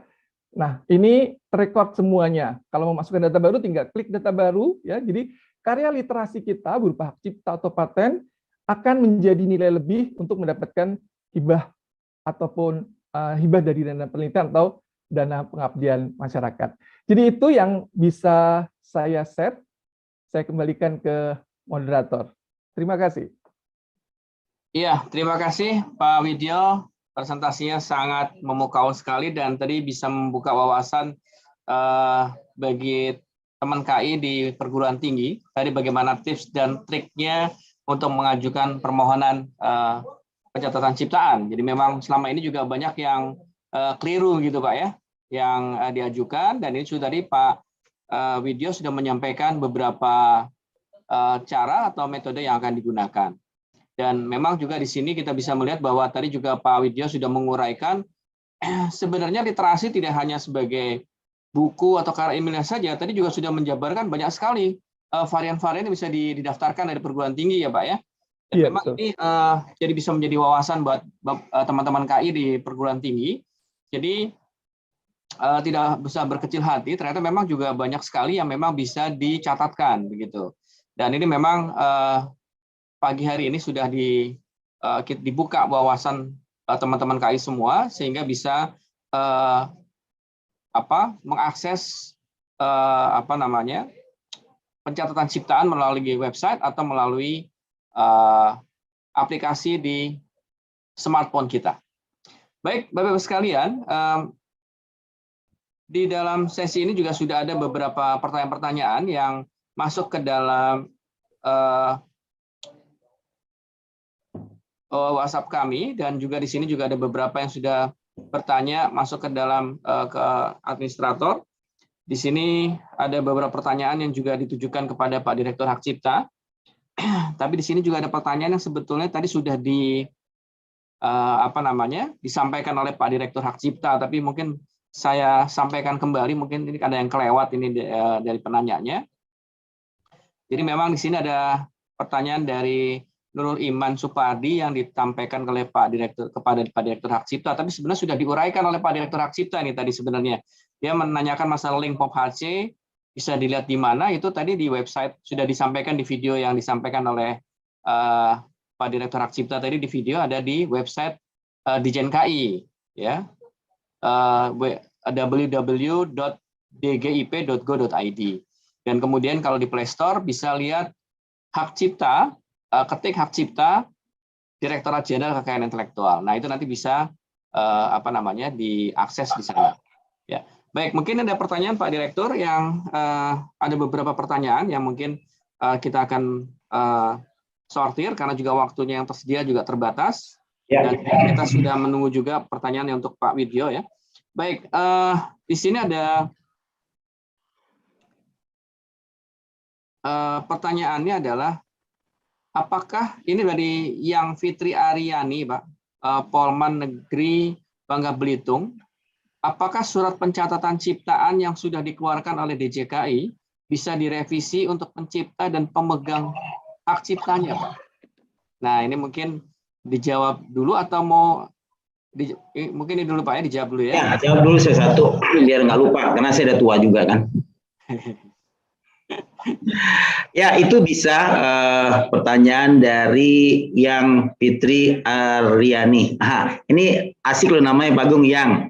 Kalau yang itu kan sayang artinya kan. Jadi yang Fitri gitu. Jadi hati-hati ini mengecoh nih namanya. Ya kan Pak Agung, yang itu kirain kesayangan Pak Agung tadi. Ya. Yang kalau di luar negeri dir Pak itu jadinya. Oh, dir. Iya. Jadi bisa Pak Agung melalui fitur pasca hak cipta di aplikasi yang Pak Agung sudah kemukakan tadi, itu hakcipta.dgip.go.id. Jadi tinggal dipilih saja Mbak Fitri untuk surat pencatatan hak cipta yang sudah dikeluarkan oleh DJKI untuk direvisi sesuai yang Mbak Fitri maukan. Itu saja Pak Agung. Baik, terima kasih Pak. Ini sebenarnya ada, ya tadi dari namanya yang Pak ya, tapi memang namanya yang Pak. Jadi memang ini terjemahan dari bahasa asing yang dir sebetulnya. Baik, ada pertanyaan kemudian kedua dari Ivan Fanani Komusuddin dari STIT Ciparai Bandung Pak. Pertanyaannya, saya dulu mendaftarkan haki via penerbit dan berhasil. Sekarang saya mau mengajukan haki saya secara perorangan, tapi saya tidak bisa register karena akunnya sudah ada. Sedangkan penerbitnya tidak memberikan akunnya. Mohon petunjuk, terima kasih. Ya, luar biasa. Ini memang benar. Kalau dulu Bapak Ivan melalui akunnya melalui penerbit ya. Sekarang kalau membuat perorangan, buat akun baru. Karena akun yang kemarin itu bukan perorangan. Jadi kalau Pak Ivan mau masuk baru, buat akun baru saja di yang saya kemukakan tadi, hakcipta.dgip.go.id. Jadi sangat mudah sekarang Bapak Ibu yang belum mempunyai akun perorangan, buat atau badan hukum juga silakan. Jadi udah dipermudah Pak Agung. Ya, baik, terima kasih Pak. Ini ada pertanyaan dari Bambang Sabariman, tapi sebetulnya kalau menurut saya memang ditujukan kepada Pak Direktur Hak Cipta di sana, Pak Direktur Hak Cipta dan DI, tapi sebenarnya juga punya korelasi dengan Pak Widyo, yang bisa dijawab juga oleh Pak Widyo sebenarnya. Ya, ini mungkin nanti dua-duanya bisa menjawab Pak. Ini pertanyaannya, laporan penelitian atau tesis disertasi bisa didaftarkan sebagai hak cipta maksudnya ya. Jika sudah terdaftar dan akan dijadikan referensi oleh penulis lain, apakah harus izin ke pemiliknya terlebih dahulu dan penulisan referensinya seperti apa? Terima kasih. Itu Pak, pertanyaan seperti itu. Jadi mungkin ini Bapak Pak Sarifudin maupun Pak Widyo bisa menjawab. Mungkin dari Pak Udin dulu ya, silakan monggo Pak. Ya Pak Agung. Ya, pertanyaan tadi Pak, laporan penelitian. Baik, ini saya juga yang Pak Agung sudah bilang tadi, saya juga seorang dosen. Berarti ini, kalau kita hanya mengambil kutipan ya untuk penulisan ilmiah, memang sebaiknya izin. Tapi kadang-kadang yang punya buku izinnya orangnya di mana, kita nggak punya nomor telepon, ketemu di mana, atau orangnya sudah tidak ada. Ya, cukup kita masukkan sebagai kategori wajar. Itu ada di pasal 44 Undang-Undang Hak Cipta. Jadi penulisan referensi sesuai kaidah tata penulisan akademik. Jadi itu diperbolehkan karena hampir semua pendapat banyak dari orang lain, ya. Jadi yang wajar saja boleh untuk penulisan ilmiah atau penulisan laporan atau apa. Jadi dari saya itu jadi yang sangat wajar. Jadi itu diperbolehkan. Jadi tidak ada nilai komersial ya, Pak Agung. Monggo. Ya, baik. Pak Widyo, monggo Pak. Silakan. Baik. Saya akan menambahkan seperti halnya Pak Sarifudin, memang kalau kita mengutip tentu ada aturannya. Jadi bagaimana kesantunan bahasa dalam menulis bagian isi karya ilmiah. Ini tidak ada hubungannya dengan pencatatan hak cipta, tapi sebagai tambahan dari saya, kalau karya disertasi, misalnya karya disertasi atau karya tesis kita daftarkan ke hak cipta sebagai karya tulis, tentunya kan judulnya seperti hanya tesis atau disertasi kita buat pengaruh bla bla bla bla bla dalam bla bla bla bla. Nah, itu dicatatkan ke lembaga hak cipta dan mendapatkan poin. Tetapi nanti akan overlap ketika kita masukkan ke penilaian angka kredit, karena kalau ijazah S3 kita belum digunakan, kita harus menuliskan tesis kita juga. Itu ada nilainya juga. Ya, jadi akan double nilainya. Ya, jadi sebaiknya memang karya tulis dari disertasi yang mau dicatat ke hak cipta diprotoli ya, dibuat varian lain dengan judul yang berbeda dengan karya disertasi atau tesis yang akan dicatatkan sebagai karya tulis, karena nanti akan overlap ke angka penilaian jenjang angka kredit kita. Harus memilih ini S3 dengan disertasi ini, terus ada karya Haki dengan judul yang sama, maka overlap. Begitu pula karya-karya buku yang sudah dicatatkan ke ISBN oleh penerbit, kemudian kita catatkan lagi ke Haki, itu juga akan overlap. Jadi kalau sudah dicatatkan ke ISBN bukan berarti tidak boleh dicatatkan ke Haki, boleh kalau untuk perlindungan, tapi nanti dalam kaitan dengan akademik juga akan overlap. Nilai buku yang sudah ada ISBN tentunya biasanya juga penerbit sudah mencatatkan ke hak cipta, itu ada sendiri. Tapi kalau kita kemudian catatkan lagi buku, boleh nggak? Boleh saja. Tapi nanti tentunya ketika kita posisinya sebagai dosen, maka akan overlap. Mubazir sudah dihakikan juga, tapi ISBN juga. Ada 2 nilai, karena dua-duanya berbeda. Jadi itu dari saya penambahannya. Jadi intinya kalau kita mencatat atau mengutip, tentu kita harus santun. Kesantunan dalam bagaimana menulis bagian isi sebuah karya ilmiah. Dengan catatan-catatan seperti yang sudah kita pelajari. Dengan sistematika tertentu dalam mengutip karya ilmiah yang kita rujuk. Begitu tambahan dari saya.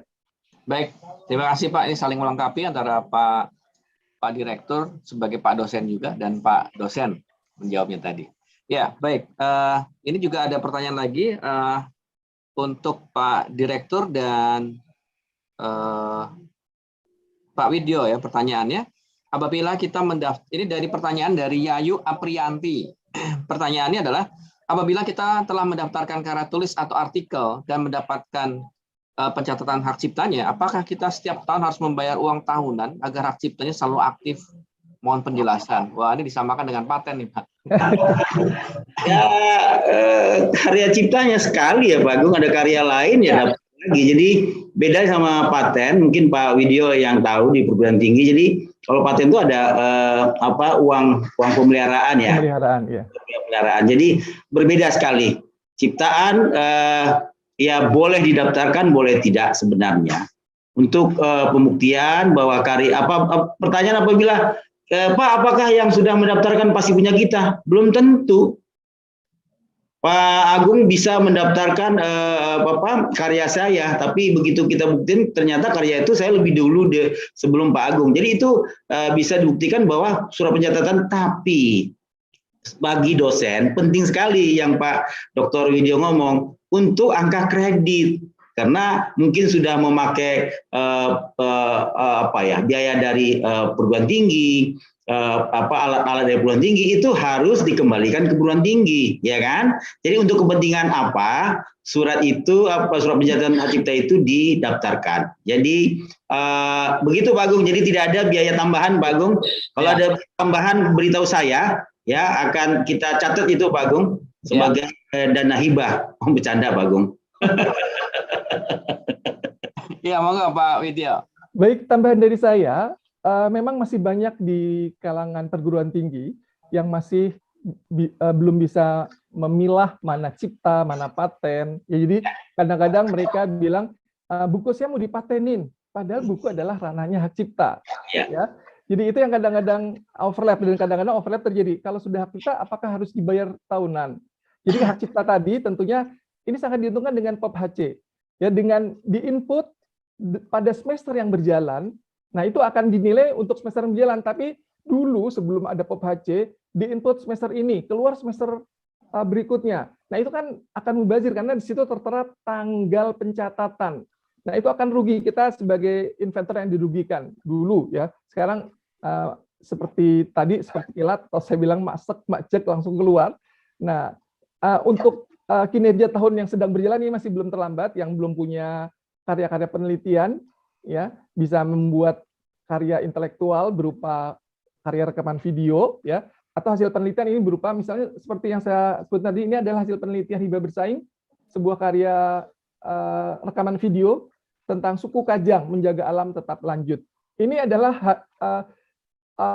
luaran dari penelitian yang didapat dari hibah. Selain laporan, ada beberapa karya rekaman video. Nah ini tiap semester kita daftarin satu, jadi strateginya untuk semester ini daftarnya satu, mungkin ada 5 karya, jadi tiap semester kita sudah aman. Tiap semester kita daftarkan. Jadi tiap semester didaftarkannya, bukan berarti terus dibayar pemeliharaannya.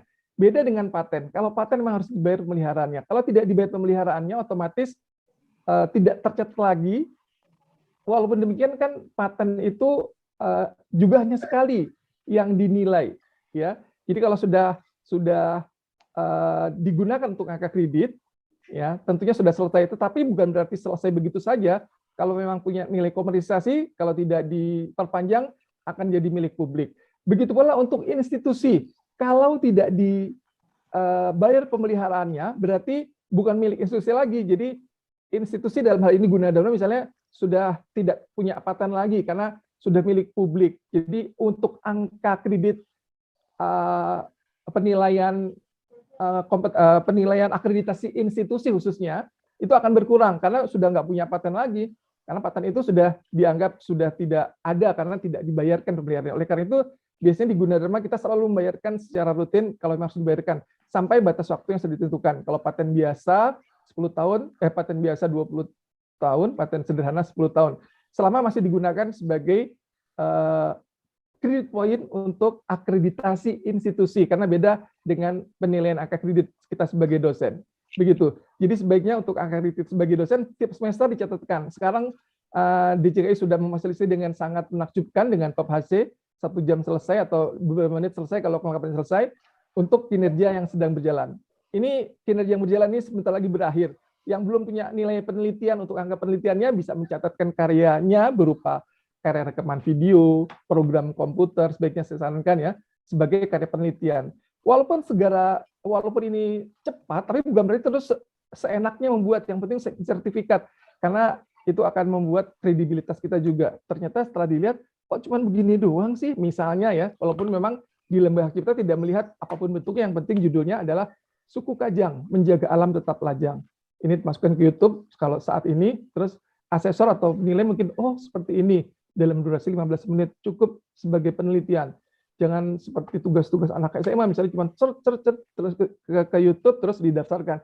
Itu kredibilitas kita sebagai dosen akan sangat jatuh kalau halnya seperti itu. Memang sekarang memang gampang, satu cepat, tapi bukan terus sembarangan buatnya. Saya hanya menyarankan tadi, walaupun DJKI sudah memfasilitasi yang sangat baik dengan cepat selesai, bukan berarti terus kita sembarangan membuat karya-karya intelektual kita. Kecuali memang yang dibutuhkan. Kalau foto kan memang cuma foto dengan sudut untuk mahasiswa atau untuk dosen-dosen seni, karya foto yang monumental didaftarkan ke Lembaga Hak Cipta itu sebagai haki. Ya, kalau tidak mungkin ditaruh di YouTube orang bisa sembarangan ngambil. Tapi untuk sebagai dosen kita juga punya haki karya intelektual berupa karya foto atau karya potret tentang sesuatu. Ya, tentu peran kita sebagai dosen di Fakultas Seni misalnya. Ya. Seperti itu kurang lebih. Jadi tentunya kalau karya dosen yang didaftar ke Hak Cipta juga sesuai dengan bidang ilmunya masing-masing. Entah itu program komputer, karya rekaman video, dan sebagainya. Begitu tambahan dari saya, Pak Agung.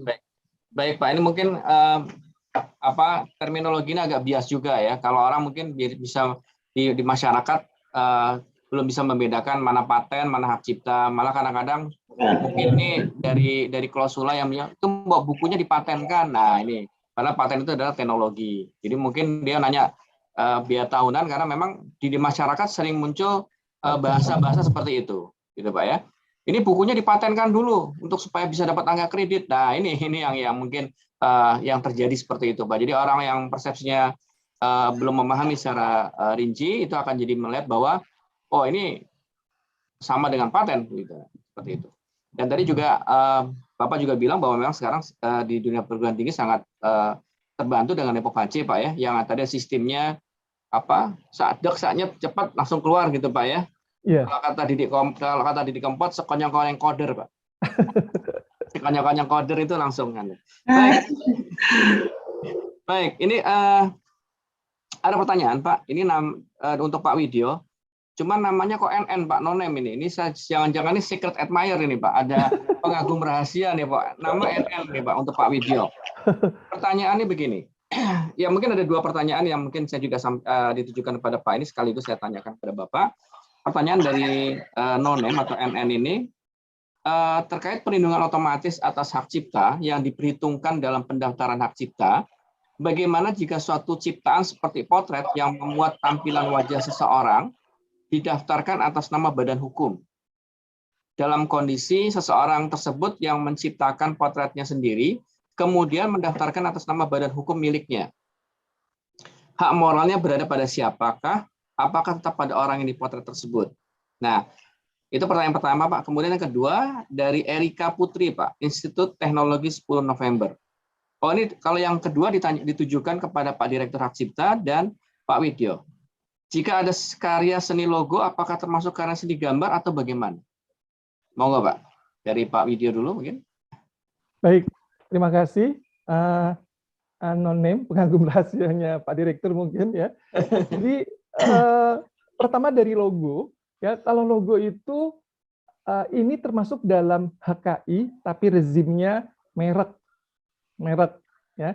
Nah itu jenis lain lagi yang memerlukan penjelasan khusus, ya merek, ya itu logo. Tetapi kalau gambar, ya misalnya atau karya foto itu bisa menjadi karya cipta yang didaftarkan. Ya, misalnya teman-teman dari Fakultas Seni ya mendaftarkan karya fotonya. Tetapi kalau logo, tentunya kalau kita bicara logo ini sudah berkaitan dengan brand yang menyangkut merek dagang, dan itu DJKI sudah memfasilitasi sendiri dengan merek namanya.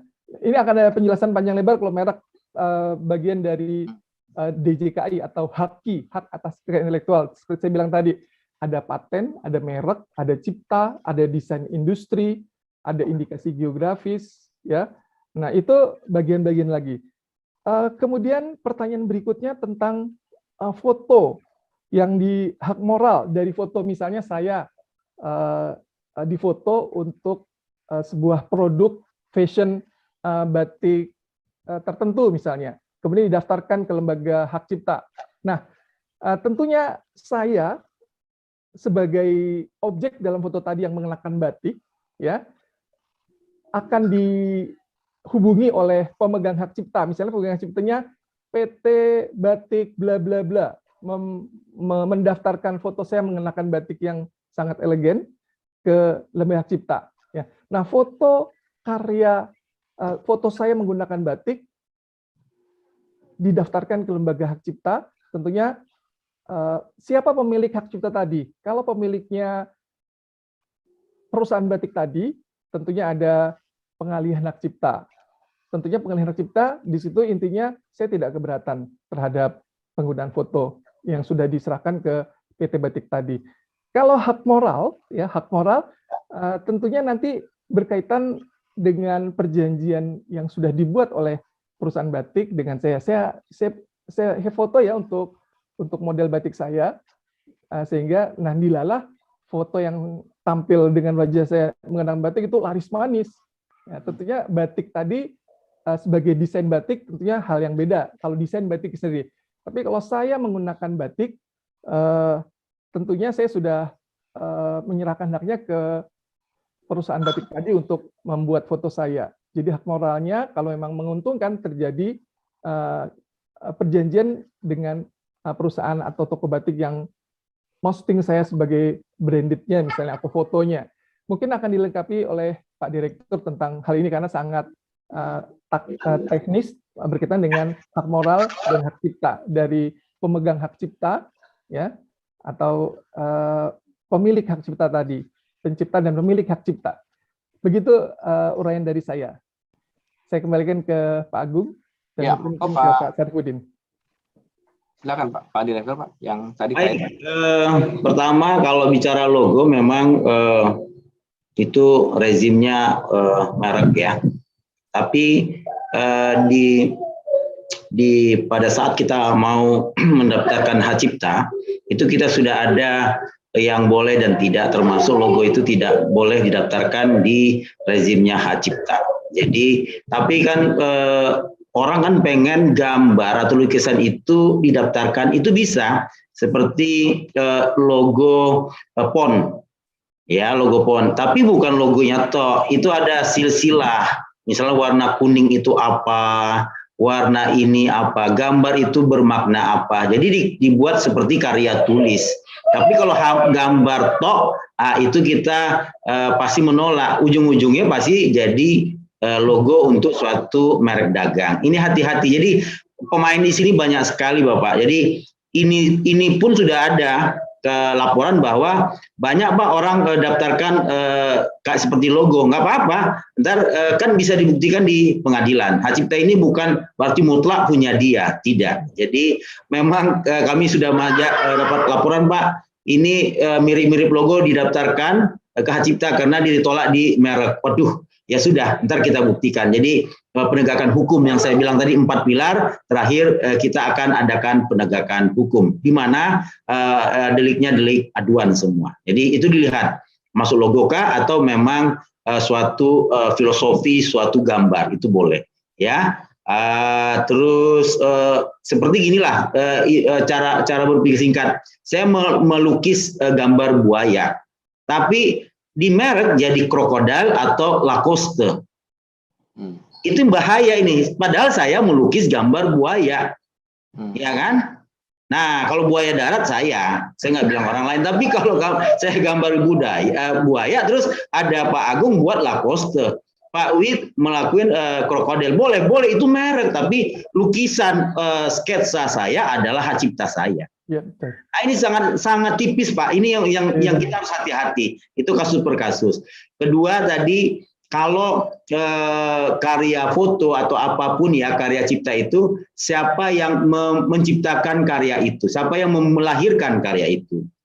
Misalnya orang foto Bapak, itu yang fotografer lah yang punya. Tapi dia harus izin saja bahwa Pak Widyo ini wajah Bapak bagus nih, kita buat ke NFT ya, Bapak dapat 1,5 miliar, bukan si Gozali Everyday ya kan, Bapak Widyo Everyday misalnya ya kan. Jadi tapi izin, nah dibagilah royaltinya, hak ekonominya yang dibagi.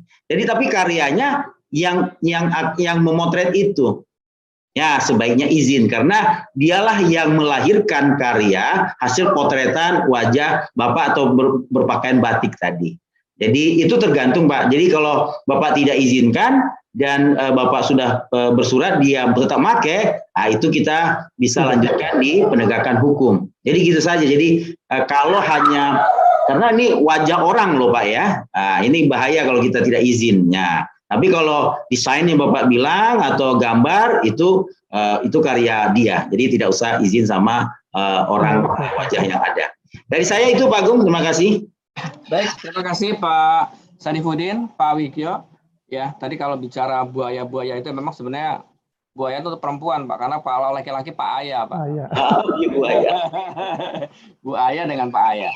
Baik, terima kasih tadi paparan yang disampaikan oleh Pak Direktur Hak Cipta dan Pak Widyo.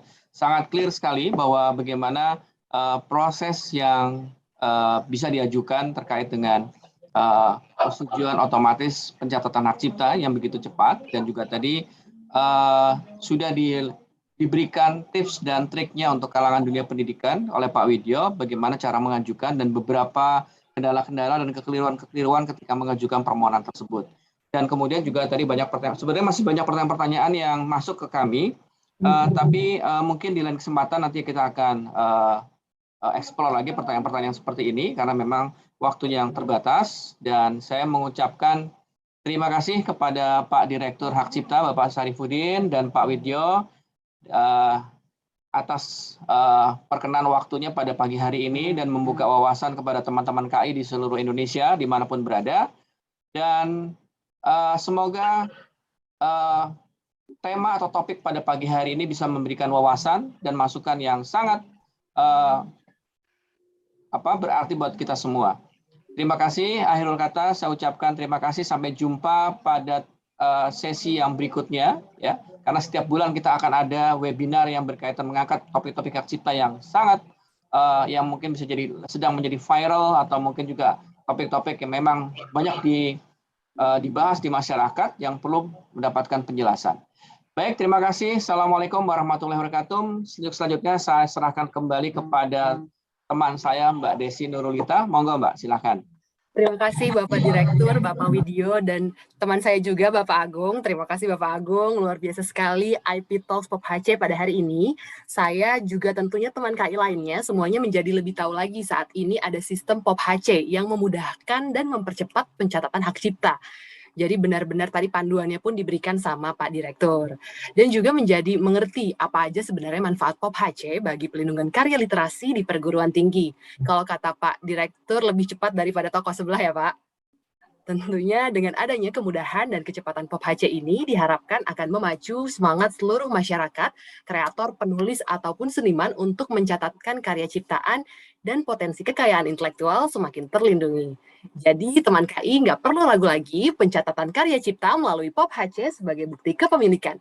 Yuk catatkan hak cipta kita sekarang. Teman KI, webinar IP Talks HC ini merupakan rangkaian peringatan peringatan Hari KI Sedunia yang jatuh di tanggal 26 April setiap tahunnya. IP Talks POP HC ini akan diadakan kembali dengan tema yang tentunya nggak kalah seru lagi, dengan pembicara juga yang nggak kalah kece daripada hari ini. Jadi teman KI terus pantengin, terus kepoin media sosial DJKI untuk mengetahui webinar selanjutnya.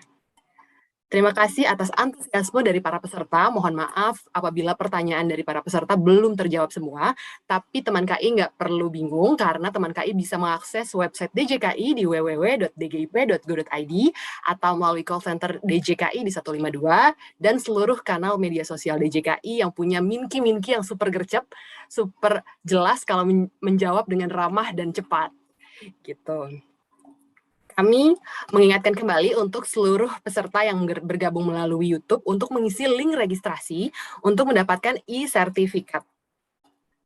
Bagi teman KI, tidak terasa sampai juga di penghujung acara, kami mengucapkan terima kasih atas antusiasme, kehadiran, juga peran aktif hingga acara selesai.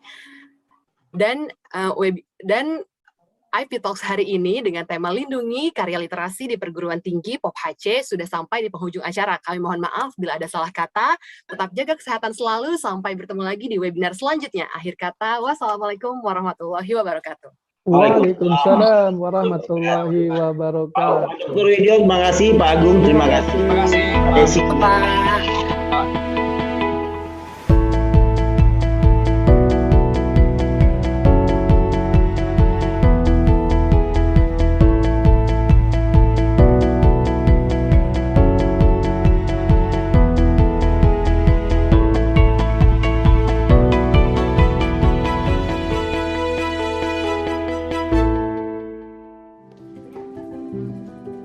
Pandemi ini memaksa kami untuk menutup loket-loket kami sehingga tidak dapat melayani masyarakat seperti hari-hari sebelum COVID-19 melanda. Meski begitu, kami tetap berusaha melayani masyarakat dengan maksimal meski kami bekerja dari rumah. Dari rumah, kami terus melayani masyarakat untuk dapat menyelesaikan permohonan kekayaan intelektual dengan dedikasi tinggi. Semua ini kami lakukan sebagai komitmen untuk dapat terus melindungi karya anak bangsa. Pekerjaan dari rumah menjadi lebih mudah karena kami sudah memiliki aplikasi iProline. Aplikasi yang membantu kami dalam memproses seluruh permohonan kekayaan intelektual. DJKI akan terus memberikan yang terbaik untuk masyarakat. DJKI, work from anywhere, anytime. Sebel nggak sih kalau ide yang kamu buat seenaknya dipakai orang lain tanpa izin? Desain produk minimalis yang kamu bikin berhari-hari, merek keren yang kamu rancang berbulan-bulan, atau lagu baru yang kamu ciptakan buat jadi viral.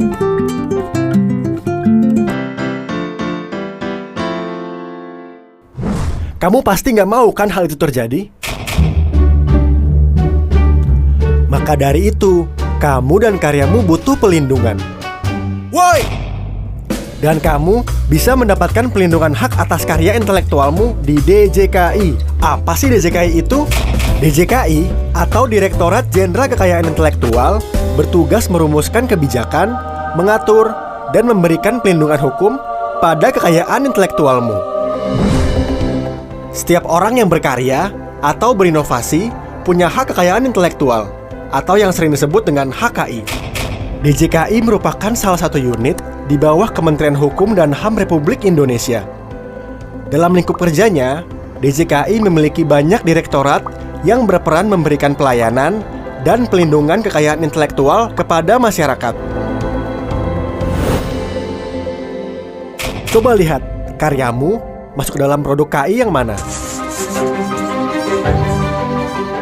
Hak cipta adalah hak yang melindungi karya-karya seni, baik itu karya seni lukis, sastra, musik, dan lain-lain.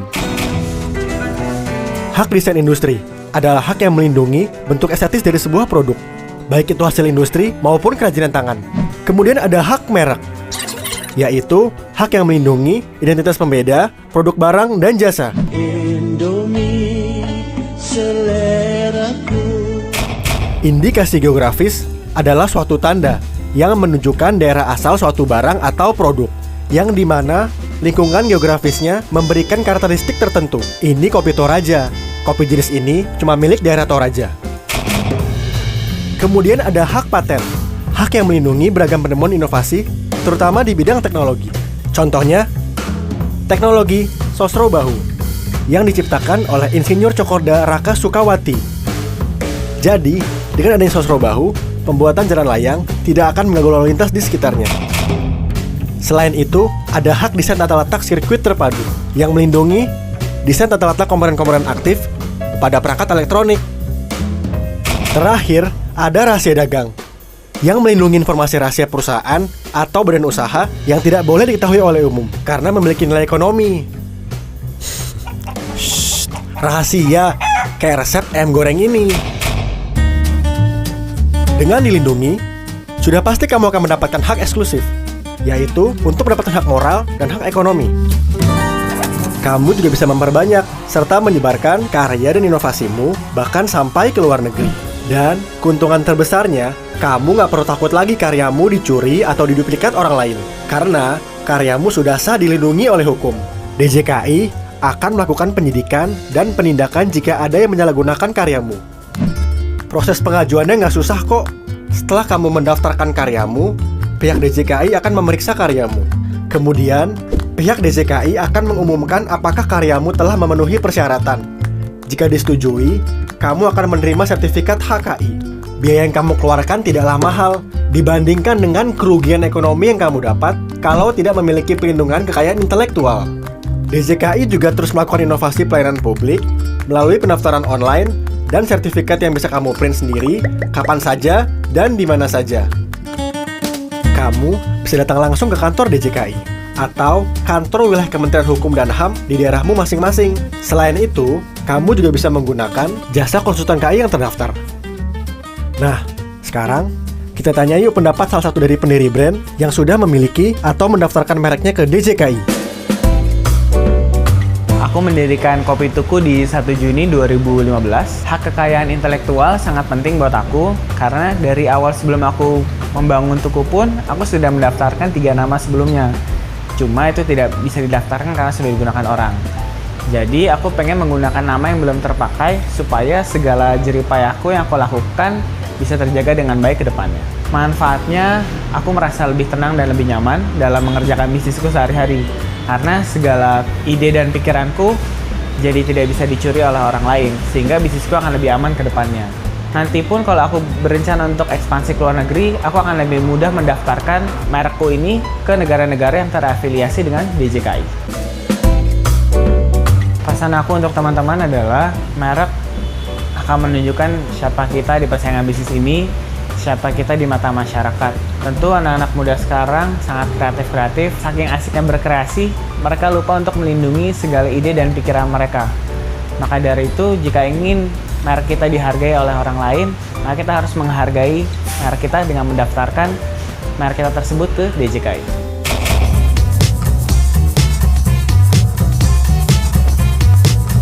Jumlah pendaftaran HKI makin meningkat jauh setiap tahunnya. Buktinya, pencatatan hak cipta tahun 2016 berjumlah 1.375 karya.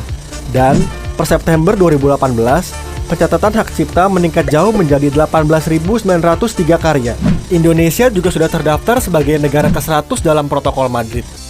Jadi, merek kita bisa dengan mudah didaftarkan ke negara-negara yang tergabung dalam Protokol Madrid.